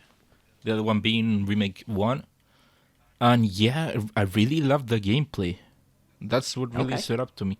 Especially knowing that it's a remake of a PS1 game and knowing what the gameplay actually was through Remake 1. It really stands out how well done the remake is. Like, I hope more people do a remake kind of in this way. But yeah, even that for the game itself, I really enjoy the sense of being trapped in a place with all these zombies and you only have some limited amount of resources. You have to figure out how to go through all these places to get from point A to point B, knowing that you have X amount of bullets and whatever, and figuring out what you have to do, solving the puzzles, going through the story. I really enjoyed it. Sadly, I did have to kind of rush through the game since not long after this game came out, Kingdom Hearts 3 came out. So sadly, I had to rush through it a bit. But still, I don't think it really impacted much of my enjoyment of the game. And yeah, if you haven't played it and at least you're interested in kind of horror type of games or suspense type of games, you should really check it out. I think now's a good time to check it out too, because the remake of 3 is coming out sometime on in 2020. April, I think, maybe. Yeah, I think it's April. I may be wrong, but I think it's April. Yeah. Cool. Mm-hmm. Good stuff. What about you, Mick? What's your number 6? Modern Warfare. Ooh. Oh. There's going to be, I think it's my last shooter on my list. Yeah. So, yeah, I think it was a great change to the Modern Warfare and Call of Duty formula. The story was good. The campaign was really fun and engaging. I don't think there's too much else to say besides it was just a fun shooter and I had a great time with it. The only bad thing was their co-op mode, because I loved the Spec Ops mode from Modern Warfare's 1 and 2 back in the day. And they were advertising it as being that, but it wasn't. It was hyper difficult. It was throwing swarms of enemies at you to stop you from doing something, whatever it is. And it just was not fun. And I still need to do 3 more of them to get one of my last achievements in the game. But besides that, the multiplayer, their new mode is awesome. 2v2, random weapons. And other than that, I think I just had a great time with it. Cool. Good stuff. Man, I remember playing the original Modern Warfare back in the day. Good times. Good times. My number 6 is Ape Out. Oh, Have you guys gotten to play Ape Out? I played it. I loved this one. This one was so much fun. Yeah, it is a fun game. So I bought and played Ape Out over the holiday break. It's a pretty short game. It kind of around the same length as Katana Zero. It's about maybe 5 hours at the most. Mm-hmm. Yeah, it's not that long. Yeah, but there's 4 stages. Each stage is represented as an album, a jazz album. Mm-hmm. And on that album, there's usually around 8 tracks, which are the different levels. And yeah, you play as an ape escaping and trying to get out. And you can just smash all of these people that are in your way, and it's this like top-down view with kind of this Saul Bass design style. It looks really neat. But the thing that stood out to me was the music in this game. Apparently, underneath it all, there's an AI system that is basically making these songs based on your style of play and what's happening in there. There's the more obvious, like, you grab someone and toss them and they get smashed up against the wall, and when they hit that wall, there's a big crash symbol. But even the drums underneath will change depending on how you're playing, how hurt you are, how many characters are left alive, all of that stuff. So it's completely reacting to you and how you play, and I thought that was amazing. Yeah, the whole and game, then you're making a jazz album. Yeah. And the last level of this, so much fun. It was just, it's like the same kind of vein as Untitled Ghost game, where it's just pure joy, that last one. Okay. So I had a lot of fun with that, and I think this game also wins the award for best like game over screen. Oh yeah.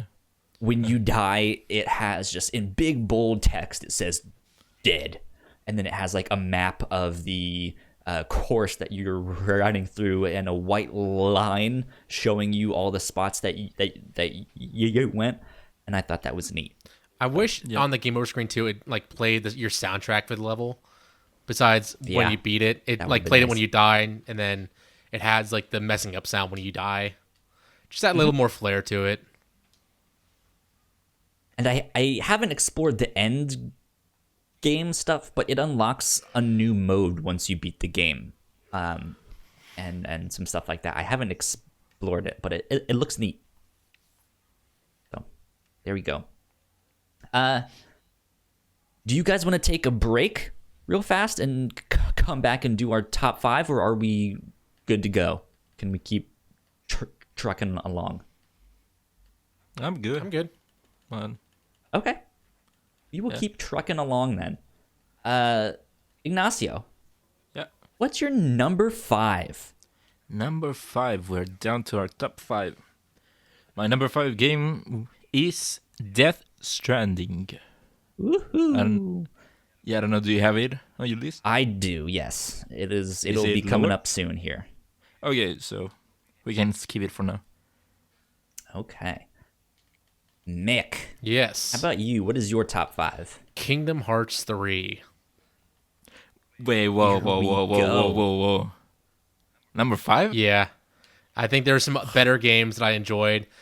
We'll talk about later, but for me, like I was anticipating the game a lot, but there was still a lot that I just could not forgive. Even though I did enjoy it a lot, there's some other games that just really stood out more to me.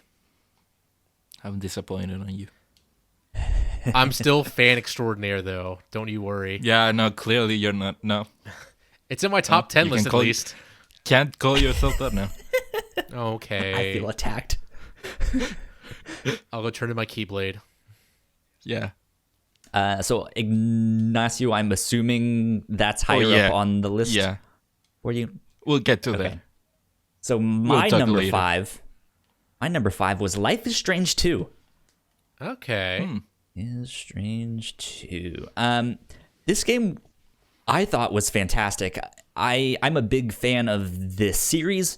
Life is Strange 1 is one of my favorite games, and this was an interesting step forward.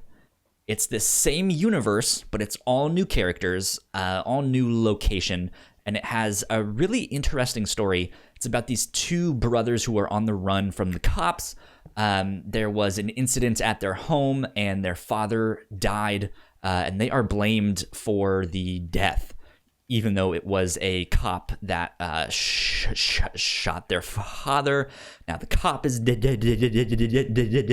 Their neighbor is dead. Oh, God. Their father's dead. Just bad stuff, right? Yeah. and they're on the run from the cops, but it turns out all those people are dead because your younger brother has superpowers. And so you're kind of trying to figure out what to do. You need to be the older brother / you're now his father figure, kind of, right? Like you need to help raise him. And normally in a game like this where you can make choices to be like, okay, I want to say this thing, or I want to say that thing instead. Usually you can see the direct consequences of your choices, or of like, oh, if I choose to play the game like an asshole, things will probably end up where I am still an asshole at the end of the game. This one was interesting because you are trying to raise your younger brother, but he's his own person. And so you might end up wanting to choose one thing, but depending on your choices and what you've shown him or how you've raised him, he might go along or he might not. He might do something else.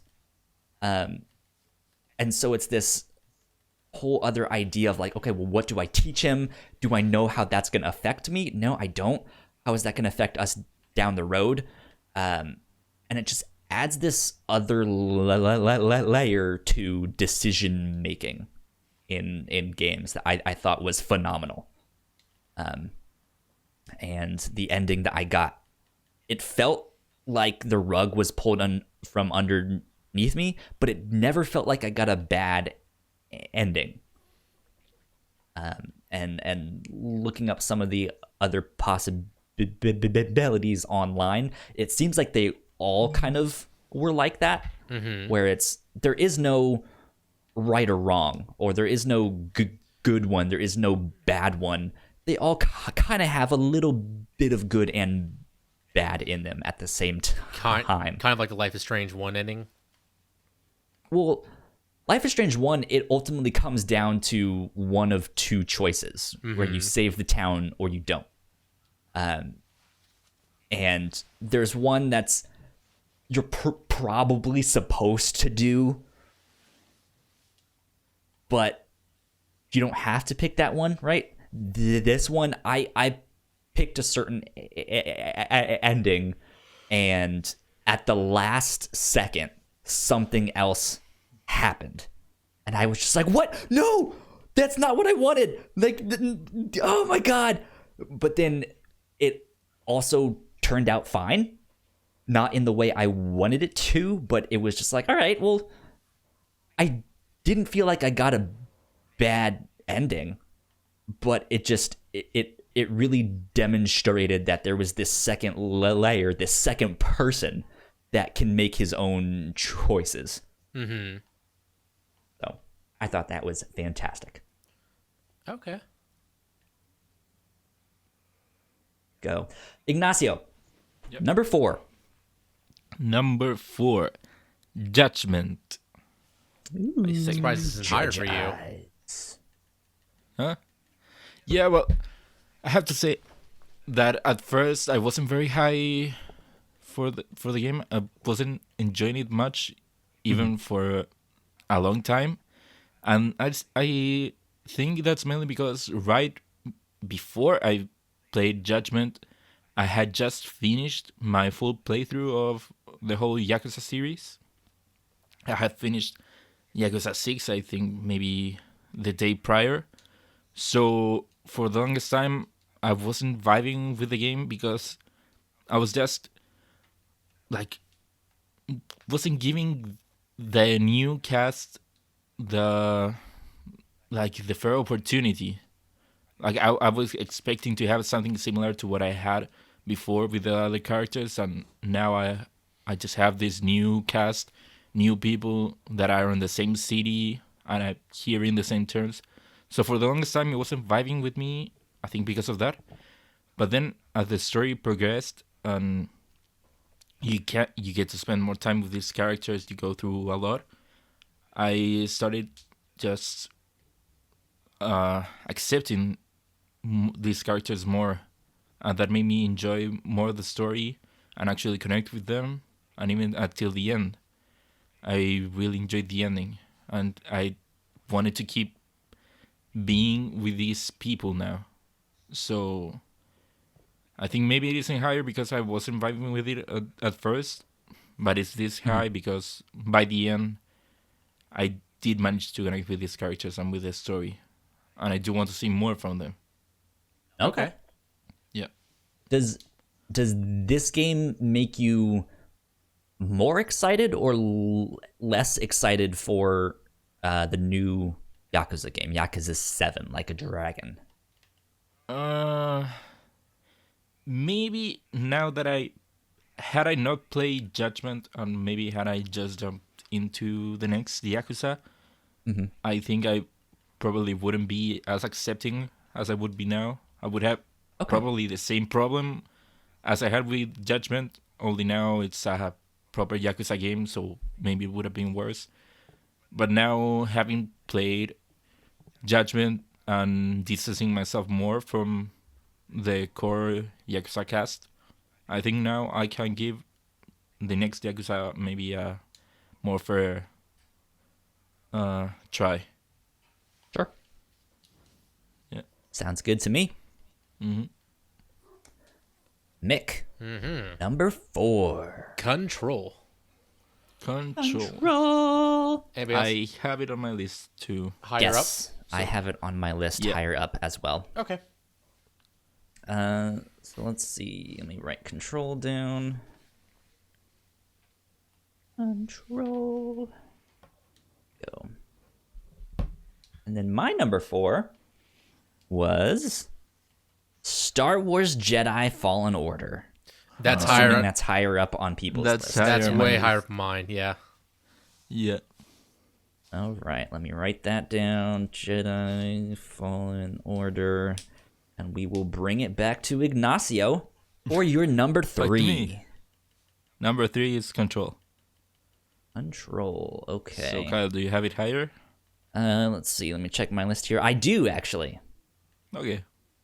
I do. So So- Mick, Yes. Not Mick. Number your 3. number 3. Shadowbringers. No. I Yeah. did not play that one. I assumed you guys didn't. Yeah, me. Yeah. So I've talked about this a lot throughout this whole podcast so far, but this was one of the coolest expansions ever for an MMO. With the areas, the whole point of the expansion is you are whisked away to this other world where this calamity is about to happen. And this calamity is there's a huge imbalance in the world with either the elements or between the light and darkness, and it just gets overwhelmed by one thing. And in this world, it's when light wins and beats the warriors of darkness. But then it turns out that light is so corrupting in its own right way that this wave of light sweeps over the planet to where now there's only like 5 small different state-sized areas are left. And everything beyond that, those lands, it's like this huge wave of light that is uninhabitable. And it's spewing out these creatures called light I don't know the full name of them, but it's like creatures so possessed by light that they are unstoppable in their ways. And there's one area where it's like a all around party where people just don't care anymore. Others are trying to save the world, and you are going into this world as the warrior of light, but fighting against the light and using your warrior of light powers to absorb these light creatures and doing stuff that nobody else could. And it just all culminates into this one thing where you are finally fending off the light once and for all and bringing balance back. And they add new mechanics to the game because, of course, it's an MMO, so combat is very different to other Final Fantasy games. But they have ways where it's like not telegraphing attacks as much, because that's a whole big part of the combat, especially in dungeons and raids, is you are avoiding these attacks while trying to deal enough damage, heal, and just stay on top of the game and kill the big enemy. But finally, the big raid in all of this is this one light creature that you might hope you can bring to your side by feeding it memories of these elements from your world that would slowly regenerate the rest of the world. And they bring back old bosses that you fought before and new bosses with major twists on them. And it's such a cool fight. There's 4 cool fights that I don't think could be done anywhere else. Plus, the new classes are awesome. There's a new dancer class who's a DPS/healer. And there's a Gunbreaker who is like Squall from Final Fantasy VIII, who's a tank. And they just work so well in the whole meta narrative of the game. I'm starting to get FOMO for Final Fantasy 14. I I remember when it came out originally. And Yeah. I've never played one of the online Final Fantasies. Not much of like a MMO player or stuff like that. So it's all just like, give me the mainline ones that I can play by myself. But you might have at heard like home this is in one bed. of the best Final Fantasy stories. Yeah, that's what I'm hearing, and people won't shut up. And it's just like, People Hey. won't shut up. I think I'm missing out on something that I should be playing. You absolutely are. It takes a long time to get to it because the one bad thing about Final Fantasy 14 is So I hear. it's a story. They want you to have the full picture before moving forward. So Yeah. to get to an expansion, you need to beat all the main story for the past expansion. And that includes for the main game where eventually sometime this year they are going to reduce it by a lot, making it a lot more accessible to people. You don't have to spend 200 hours just to get to the first expansion. Yeah. Do you need a membership? Yes, Do you have it's to pay month? it's $10 a month, but actually there's two different options. There's like a $10 or $8 and $15. $8 you get one character, and 15 you get more. You get 4 on each realm, but one character is enough because one character can be every job and class in the game Gotcha. because it plays off of the job system. Okay. Gotcha. Well, my number 3 is one that I'm assuming is not on any of your guys' lists. The Division 2. No. No, I completely forgot that game came out this No. year. Yeah. No, I I dropped had that so game. much fun with this game. I decided to pick it up. I was actually watching someone stream it and just be like, this looks really cool. This looks fun. And so I picked it up. I played it by myself because I am sad and alone and I have no friends. And I loved it. I thought it was great. I thought it was exactly the right level of challenge that I wanted from a game. And I kind of did all the story stuff and bounced off it, and I loved it. It was fun. I really don't have much else to say about it besides that. It was just that I enjoyed the moment-to-moment playing this so much. And since I grew up in Northern Virginia, I was in Yeah. DC all the time. And it's like, I've been here. I've been inside that building. This is exactly what this looks like. This is really weird. I completely I like agree. this. Yeah. Yeah. They did DC really well. Made it look awesome. Yeah. It was like, I've been all up and down these streets. This is ridiculous. The subway looks exactly like that. Oh my God. And hey, it wasn't on fire though, so it's not exactly one for one. Right. Yeah. So, Kyle, do you not think the game is a bit repetitive? Because that's the main reason why I stopped playing the game not long after I started.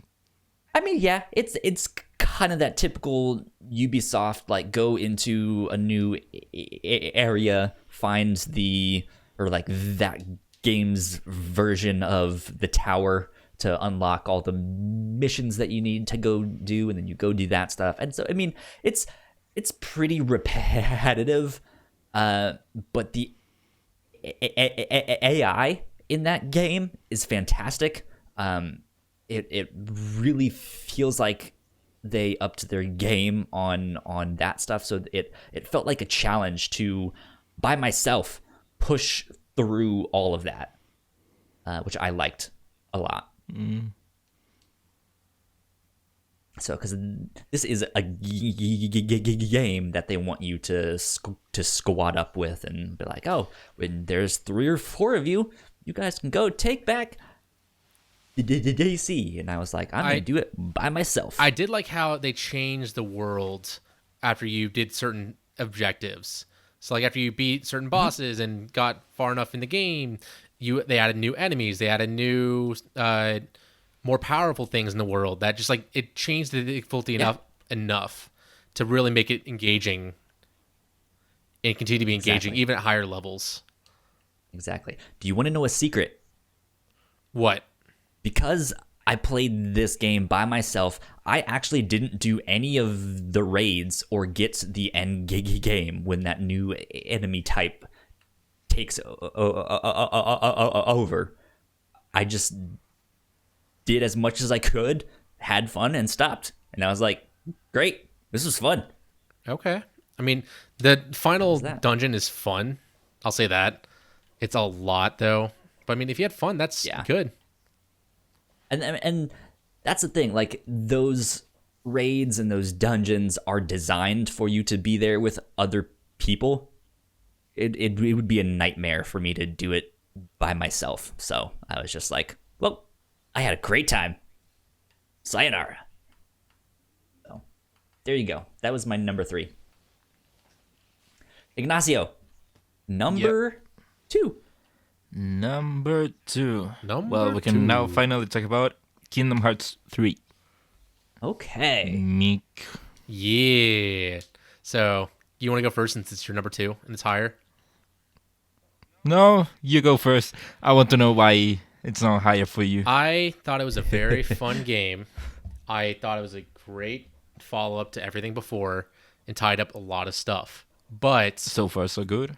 I think Disney played too much of a role in this game with how hand-holdy and sticking their fingers in the pot, because there was not nearly enough mix of the overarching story in each world. And plus, I think in a lot of the worlds, you weren't in the story, because I think the best example of you being in the story was The Lion King and Mulan, where you actually were like with in Mulan, you were with all the 3 of her comrades going along fighting for China, going along with Mulan. But in Tangled, you are in and out most of the time. In Frozen, you're just chasing them down while they're going up and down the mountain and getting knocked off 3 or 4 times. Sure, yeah. I just think Disney played since they were doing newer properties, Disney was too hand-holding, didn't want any changes. Yeah, but you also had words like Toy Story or Big Hero 6 where you just played a new story on the world. And actually, you really enjoy that. And those were some of my favorite worlds too, because you were a lot more involved. Yeah. I think for me, this didn't even make my top 10 list, which is blasphemy as a Kingdom Hearts fan. Yeah. But yeah, I think this is one of those things that they kind of put their foot in the mouth of promising a third game and then not knowing what to do with it. I don't think they necessarily knew exactly how to end it, really.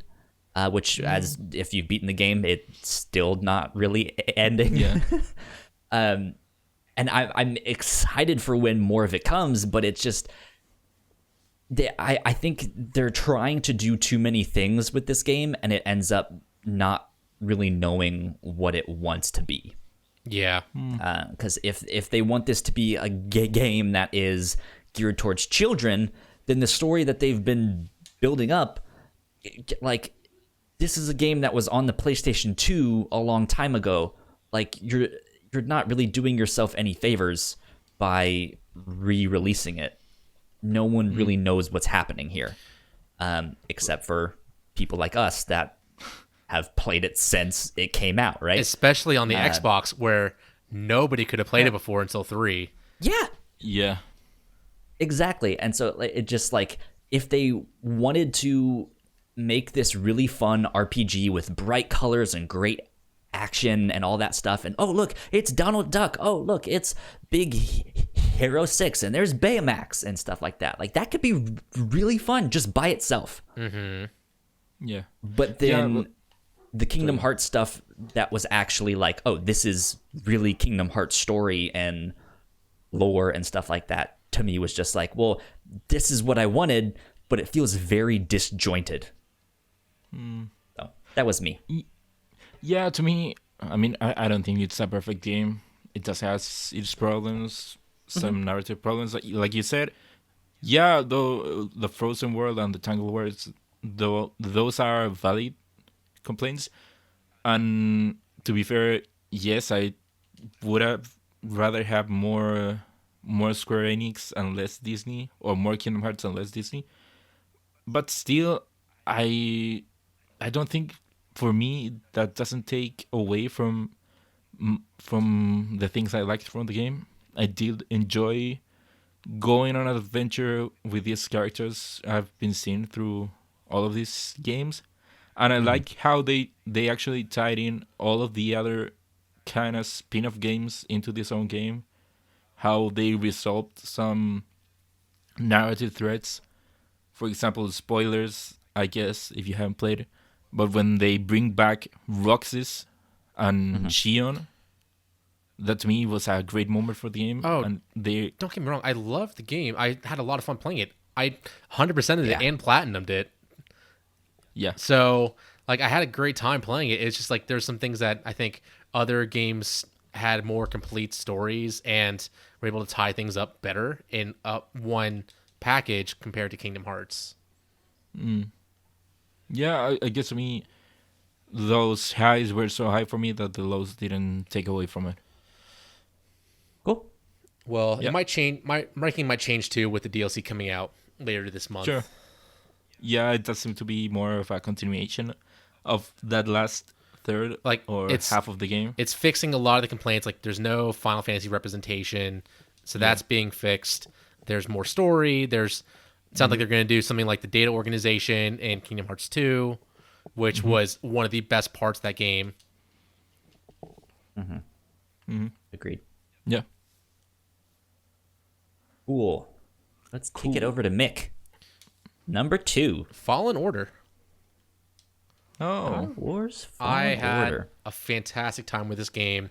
I have one achievement left that I need to farm, but I think it was a fantastic Star Wars story and was a great lead up when it came in when I was doing a full Star Wars watch through to get ready for The Rise of Skywalker. And so I think I started playing it right when I got to that saga of Star Wars. And it was a great story and gave more context about Order 66. I think the gameplay was really fun. It was challenging, and I think I just really enjoyed going through the levels. That they were so fleshed out. Especially the story was really fleshed out and was really fun to play through. Yeah. I 100% agree. Me too. I think that was the game that I played this year that had the most moments where I like literally out loud was just like, wow, this is cool. For me, that boss fight with the like big dragon bat looking thing, that was wild. That is the exact kind of thing that I expect from a Respawn campaign, of just like moment to moment. All right, it starts out typical boss fight, but now we get to the next stage and now we're falling and what is happening, and this is why, just moment to moment, it was a spectacle. I was streaming that fight, and people were, when I was leading up to it, I had no idea what was coming, and my Twitch chat was saying, oh no, you better watch out, it's gonna take a long time. And I beat it in one try, and they were like, Nice. oh my god, how'd you do that? Which one? The bat fight entirely. It's like, Oh. what are you talking about? That wasn't too bad. Yeah, that wasn't that bad. It was so much fun though, is the thing of just watching it all happen. Like, now we're 1,000 feet up in the sky falling, and I have to fight this thing in the sky. Amazing. So good. So much fun. So I liked that a lot. I still think Star Wars Clone Wars, the cartoon, has some of my favorite and best Star Wars moments. I think this story fit along in there with that. of just like the kind of stories that they tell. But yeah, I as far as what I feel like a Star Wars story should be, or how it should feel, or how it should go, I felt like this was fine. It was good. I liked it a lot. I enjoyed it. I know there's some people out there who are much higher on it, like, oh, this is one of the best Star Wars stories that I've seen. But yeah, I enjoyed it. The thing for me that knocked it down to my number 4 was I never felt like I was in control of my character. I didn't like the slower, more methodical combat. It's just not for me. So I ended up having to knock it down to story mode and go from there. But I still really enjoyed it. See, I felt the exact opposite. I thought I was fully in control, and once I got the hang of the combat, it wasn't as slow, methodical as you think. It's methodical, yes, but it's methodical like in the heat of the action. Like you are hitting people, then somebody's about to come up and attack you. You learn when to block right away. And sure, it might be methodical at first because you are learning those steps, but once it really clicks into place, especially like a third of the way through the game, I think for me it did. It felt so fast and fluid. Yeah. See, with me, I would hit the block button, and it felt like he wouldn't block when I wanted him to. It felt like it took a second or two for him to get it up there. And yeah, I mean, I kind of knew going in, like, my style of combat is not the Dark Souls style. So I dealt with it as best as I could. Besides that, I loved it though. It was fantastic. Yep. I can't wait to see what they do with this down the road. Like that's the thing I'm most excited about. Like they have so much good things within this game. It's just like, what are they gonna do next when they perfect it all? Like, oh, that's gonna be good. Yeah, and they absolutely will, go. because it was such a fun game, and I think it was a huge success when it came out too. It came out at the perfect time. Yeah. Moving on to my number 2, Control. We can finally talk about that. Yay! Yeah. Yeah. What did you guys think? It was a great game. I absolutely loved it. Yeah. I mean, that's why it was my number 4 pick. Yeah. What about the game specifically stood out to you? Was it the combat? Was it the art style? Was it the story? I think it was a little bit of everything. The only thing the only reason it's not higher was because there were technical glitches in it, like the downtime between deaths and the spike in difficulty for the bosses, especially the post game bosses were extremely checkpointing difficult. Checkpointing system being good. so varied. Yeah. But yeah. Sorry. No, that's basically about it. Like, but it was a fun time. Yeah, to me, what I really enjoyed the things I really enjoyed about the game were the world building did. It presented an interesting world, or like an alternative world to ours, and also the gameplay I really enjoyed, especially the powers they give you, the ability to pull something to you as if it were with the Force. I really enjoyed how it felt, even more than how Jedi Fallen Order did it. Also, your ability to fly. But the things that bring it down are the technical issues. Also, the checkpointing is really bad. I actually recently came back to it. I wanted to platinum the game, but because of the checkpointing, I just didn't have the patience to do all that. So I gave up on the platinum. Also, the writing or maybe the acting wasn't really that great in some parts. Like, for example, whenever the protagonist, I forgot her name. Do you guys Jesse remember her name? Faden. Yeah, Jesse. Yeah, Jessie. Whenever she would talk to someone and then all of a sudden stop and in her mind go, okay, that's where I'll stop it. It always felt kind of awkward to me, and I think it had way too much of it. But other than that, I really enjoyed the game as a whole. That's why I had it on my number 3.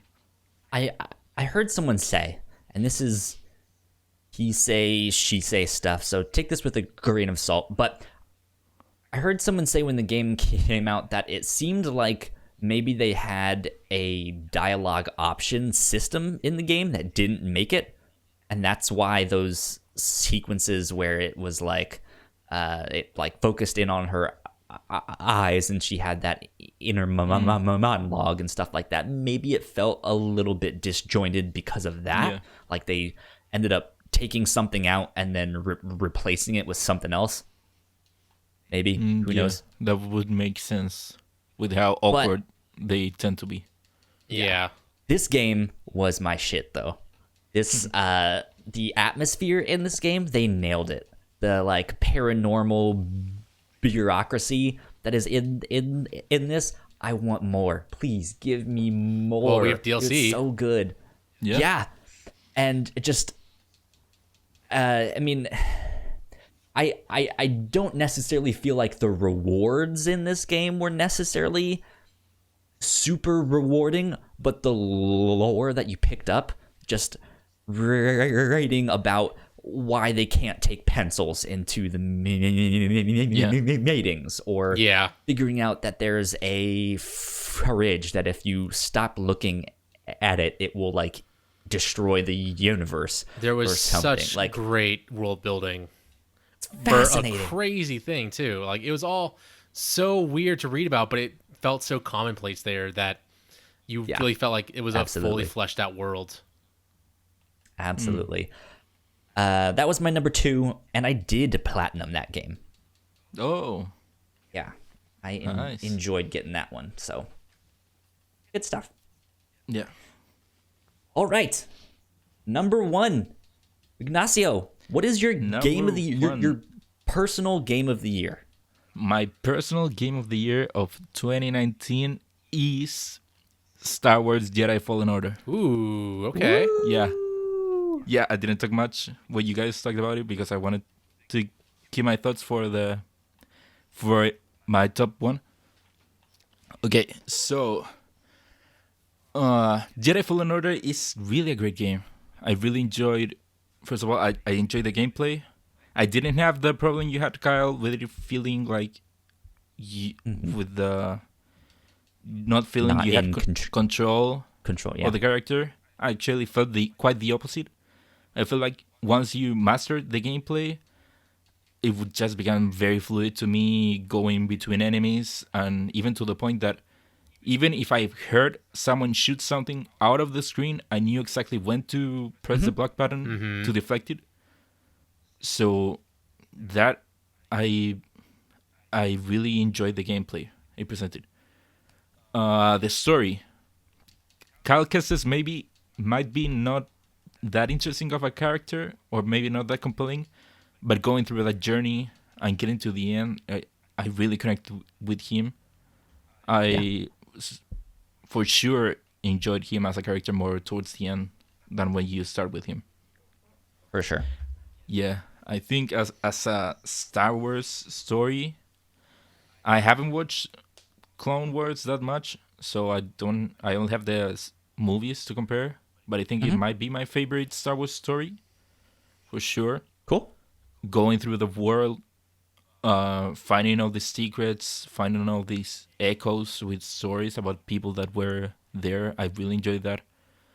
And yeah, that's pretty much it. I really loved that game.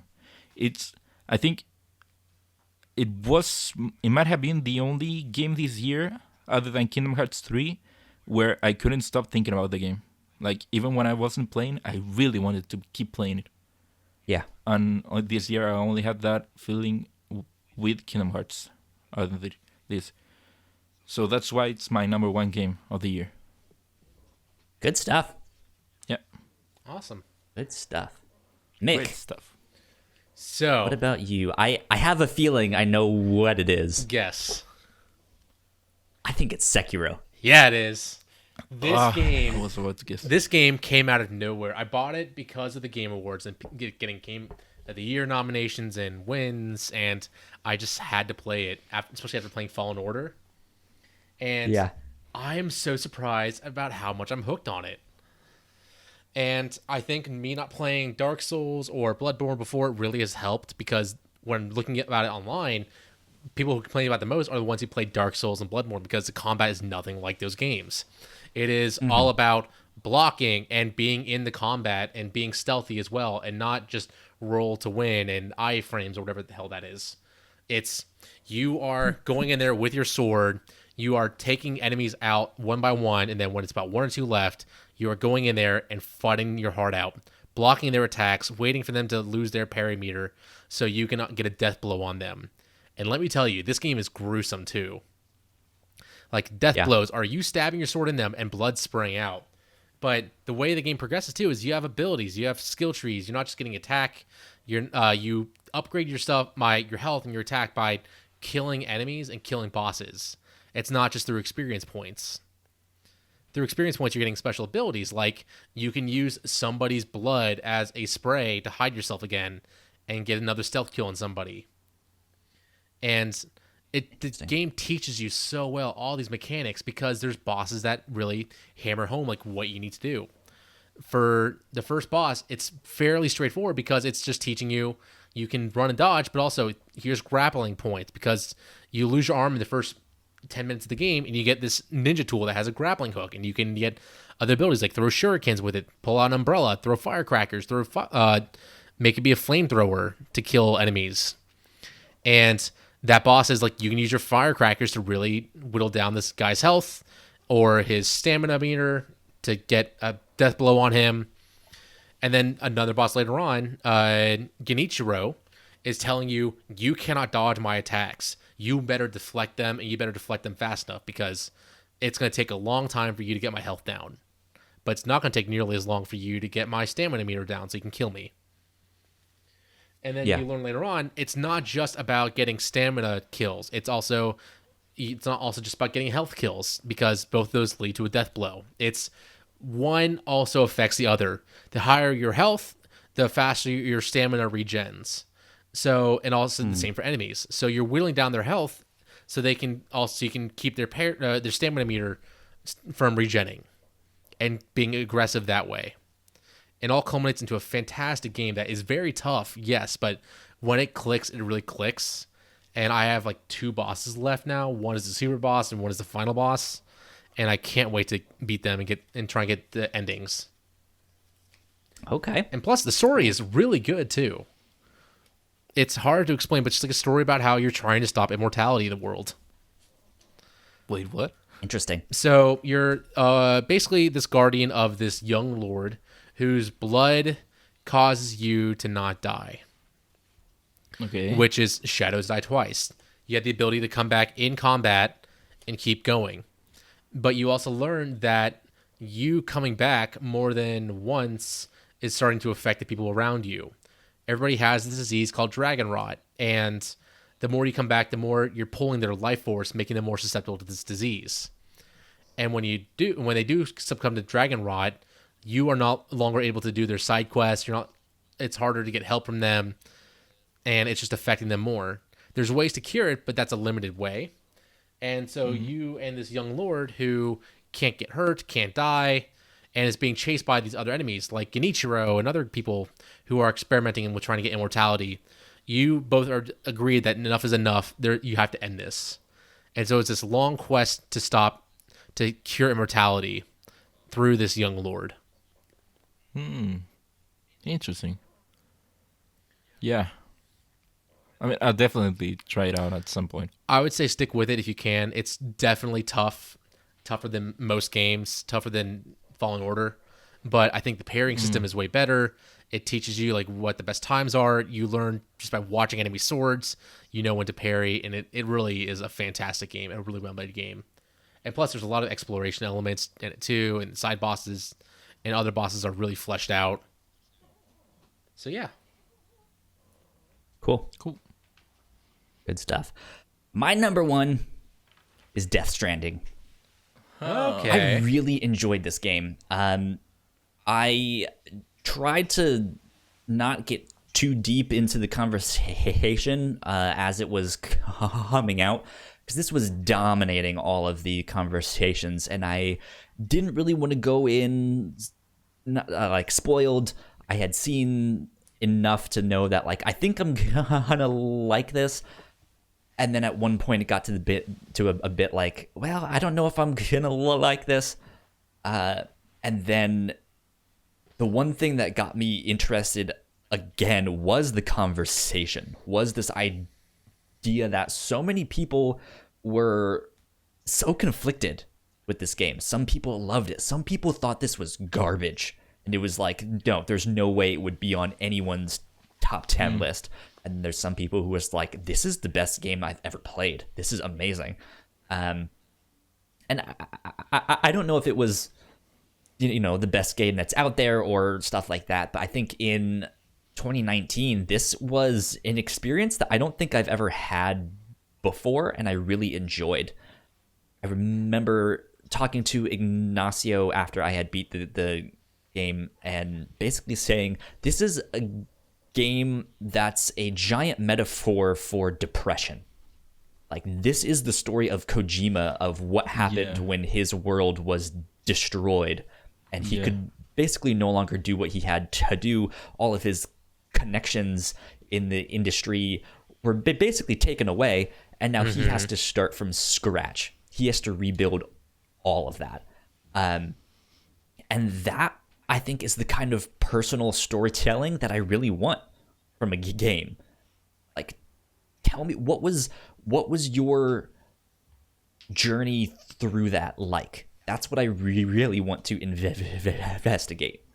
Because I don't think we see things like that in video games all that much. Sure, we have games about depression or mental illness and stuff like that, but we don't on this budget or on this scale or with this much attention.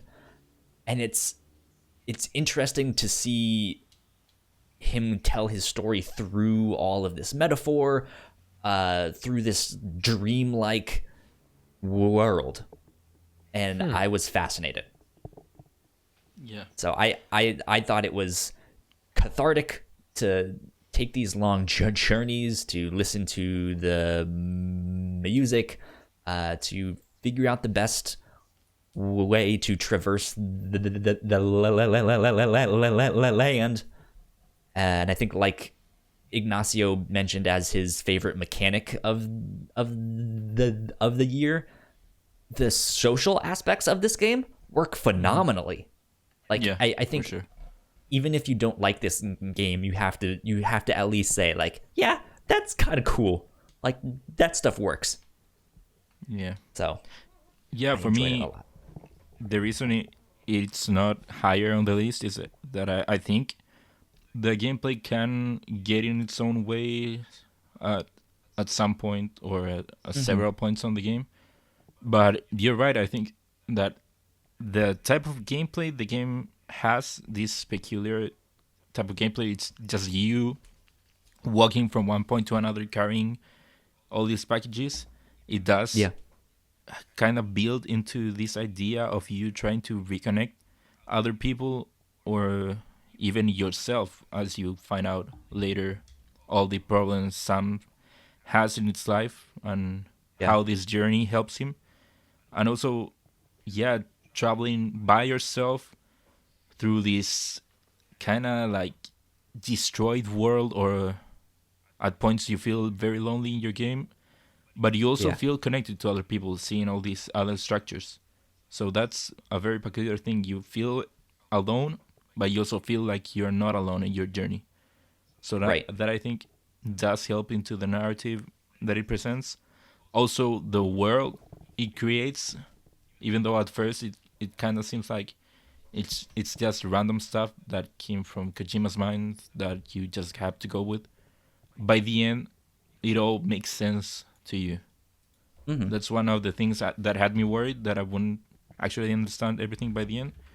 But the game does a great job, in a way, explaining what's going on and why certain characters are the way they are, why their motivation is what it is. So that's why Death Stranding is a great game, or at least the story and the mechanics it presents are great. Right. Cool. Yeah. Good stuff. I want to try this game eventually if it's on sale, but when it first came out, it just did not intrigue me at all. So, I mean, hearing you guys talk about it though, it sounds awesome, but just watching the gameplay, watching everything else, it's just like, it's cool. Yeah. Just not for me. Yeah, that's why I think the gameplay can get in its own way a lot. Because it isn't very appealing just walking from one place to another. And I feel like when I say that the game is very long, it isn't that long games can be good or that it's necessarily bad, but I think most of the time it's taken by you just walking from one point to another doing practically not much, just walking. So I can see why the gameplay can steer people away from this game. Right. Yeah. And it being my game of the year, it's still not one that I think like it's hard to recommend this game. This is not something that I would recommend to someone just like, hey, this is the first time that I bought a PS4. What should I play? I don't think Death Stranding would be anywhere near that list of here's the stuff that you absolutely need to play. Mm-hmm. But it is an experience that I think if maybe you're more used to how video games work, or you just want a different experience, this is one I think of like, oh, you need to play. This is one if you want something that is out of the ordinary. Yeah. Then this is one you should pick up and play. Yep. Okay. Let's see here. We have all given our top 10 lists. Here's what we'll do. We will take a short break so I can tally up all of this stuff. And we will return in just a bit, and we will announce what our top 10 list is, and we will work out any ties and make any changes to it that we deem necessary. We will be right back.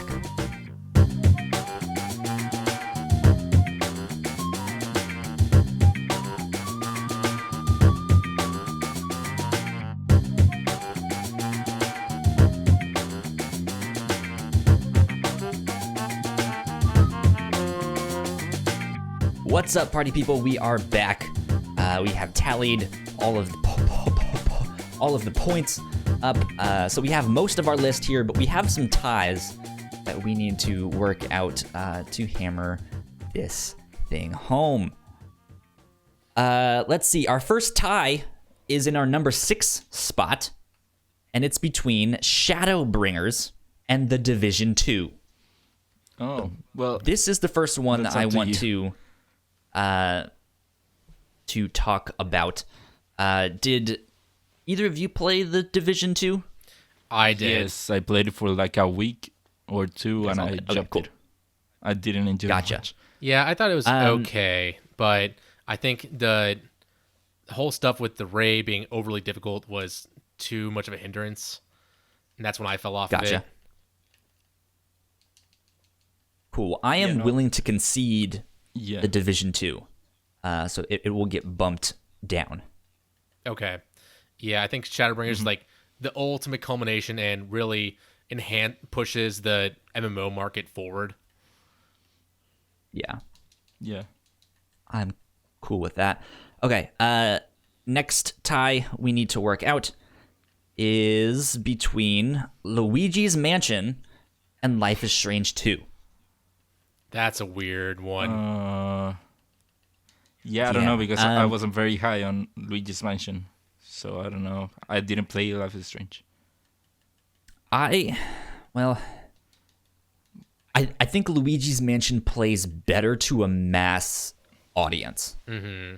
It's a little more kid But friendly. I think Life is Actually, it's a Strange lot plays more. to much more serious topics. Yeah, it's a much more niche thing. Oh man, I would concede to Life is Strange. I know a lot of people who are really on top of it and love it. So, okay. I mean, Luigi's Mansion is fun. It's just not revolutionary. That's true. Ignacio, would you be okay with that? Yeah, I could go either way. Okay. I will put Life is Strange 2 just above Luigi's Mansion. 6. Okay. That means those guys get cut. They don't make the top 10 list. Bam. We have our list. Bam. I'm going to read this out starting with number 10. If you guys want to take a moment to think on it after I read all of this in case you want to change something, you can make an argument for that. Or if you have no changes, let me know. Okay. Number 10 with 6 points was Luigi's Mansion. Luigi's Mansion 3. Which means Life is Strange 2 is our number 9, also with 6 points. Coming in at number 8 is Judgment with 7 points. Nice. Coming in at number 7 is The Division 2 with 8 points, which means Shadowbringers is number 6 Yeah. with 8 points as well. Our number 5 with 10 points is Sekiro. All right. Wow. Number 4 is Kingdom Hearts 3 with 15 points. Should have been higher. Our number 3 is Death Stranding with 16 points. Okay. Good. Number 2 is Control with 24 points. Sounds right. And number 1, Star Wars Jedi Fallen Order with 26 Yeah. points. All right. Yeah. So what do you guys think? Was there something that stood out as like, oh, that shouldn't be on there, or those should be switched, or anything like that? No, I think it's a good list. It really reflects all of our varied tastes. Yeah. Okay. I mean, personally, I would change some stuff, but that's just me. Yeah, For I an know overall, one that you would I want to was- change. No. I can leave Well, I Kingdom mean, Hearts hey. there. Look, Death Stranding had 16 points. Kingdom Hearts had 15. We get these No, points based on where they were in our personal top 10 list. Yeah, no, I wasn't talking about Kingdom Hearts. It can stay there. It's fine. Okay. I can let that one go. Is there something else you want to be like, hey, let's bump this one up a bit? Judgment was the one I was thinking about, just because like I said, I really enjoyed the story at the end. And also, Okay. I wasn't very high on the Division 2, but I know that you were into the game, so we can leave it there. Yeah, I agree. In terms of Yakuza, how does this sit with like how polished it is, or Oh, very polished. As Yeah? polished as any other Yakuza game. okay, Yeah, for sure. interesting. I'm just wondering if that makes any kind of impact on if we want to switch those. Nah, you can leave it there. It's fine. Okay, going once, going twice, Final answer. 3 times sold. That is our Game of the Year list. Yeah. Game of the Year, Star Wars Jedi Fallen Order. What a great game. Yeah. Congratulations. Congratulations to Respawn for putting Yeah. that out too, because that was something that they we're like, kind of want to try something new. We know what we're good at. I think it can translate to this stuff, and they made something fantastic. Yeah, they made a great Star Wars game, but it isn't something we've gotten recently. No. Agreed. Agreed. Okay. Next, well, let's see. Ignacio, you are going to be going to the United States here in a little bit. Are you going to be here with us this next week? No, because the times don't match up, so I'll probably be still flying when we record the podcast. So no, okay, I won't be able. Cool. Okay. Well, it's going to be me and Mick Yeah. next week then. We can hold You two Hold it can. down for the first regular episode of 2020. I believe you We will guys. be back At least somebody does. then. Until then, Ignacio, Yeah. where can they find you on the internet? Well, you can find me on Twitter at Ignacio Rojas B. That's IGNACIOROJSB. That's my name. There you go. And Mick, Yes. where can they find you? Anywhere as the Nanobiologist or on Twitter as DA Nanobiologist. Cool. You guys can find me at YoKyleSpringer on Twitter and Instagram. If you guys want to stay up to date with us here at The Whatnauts, we are at The Whatnauts on Twitter. You guys can also go check out our website, thewhatnauts.com. I mentioned our Patreon, patreon.com/thewhatnauts, in case you guys want to support what we do here. I do want to mention that we are literally $1 away from reaching our first goal on Patreon, which is a humble $15 a month. If we can get that covers, I think, our hosting costs for the podcast. So it's like the most basic of basic things covered. So if you like what we do, toss a coin to your podcasters. Toss a coin to your podcasters. Yeah. Friends of humanity. Hey, you great. listening out there? I know you have $1 somewhere out there. Why don't give it to Pocket us? change. And if you Come on. don't, pickpocket somebody. Change. Yeah. And hey, you out there with the life savings, you don't need that. You don't have a life. What are you saving for? Give it to us. And if you don't have a life saving, I'm sure you know someone that does. Exactly. Until next week, we have been the Crossplay podcast. I have no idea where I was going with this ending here, so I just kind of stumbled into that one. We will see you guys next week. Bye. Adios. Later. Thank you so much for checking out our podcast. We hope you enjoyed it.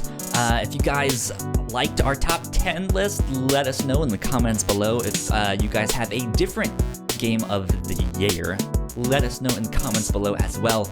In the meantime, go subscribe to our channel, which is right up here, and go watch one of our other podcasts right down here in that corner too. That would help us out a ton. We got a whole bunch more for you to check out. So, go like, share, subscribe, do all that stuff. Tell a friend, tell a foe, sell your soul, whatever you have to do. Bye.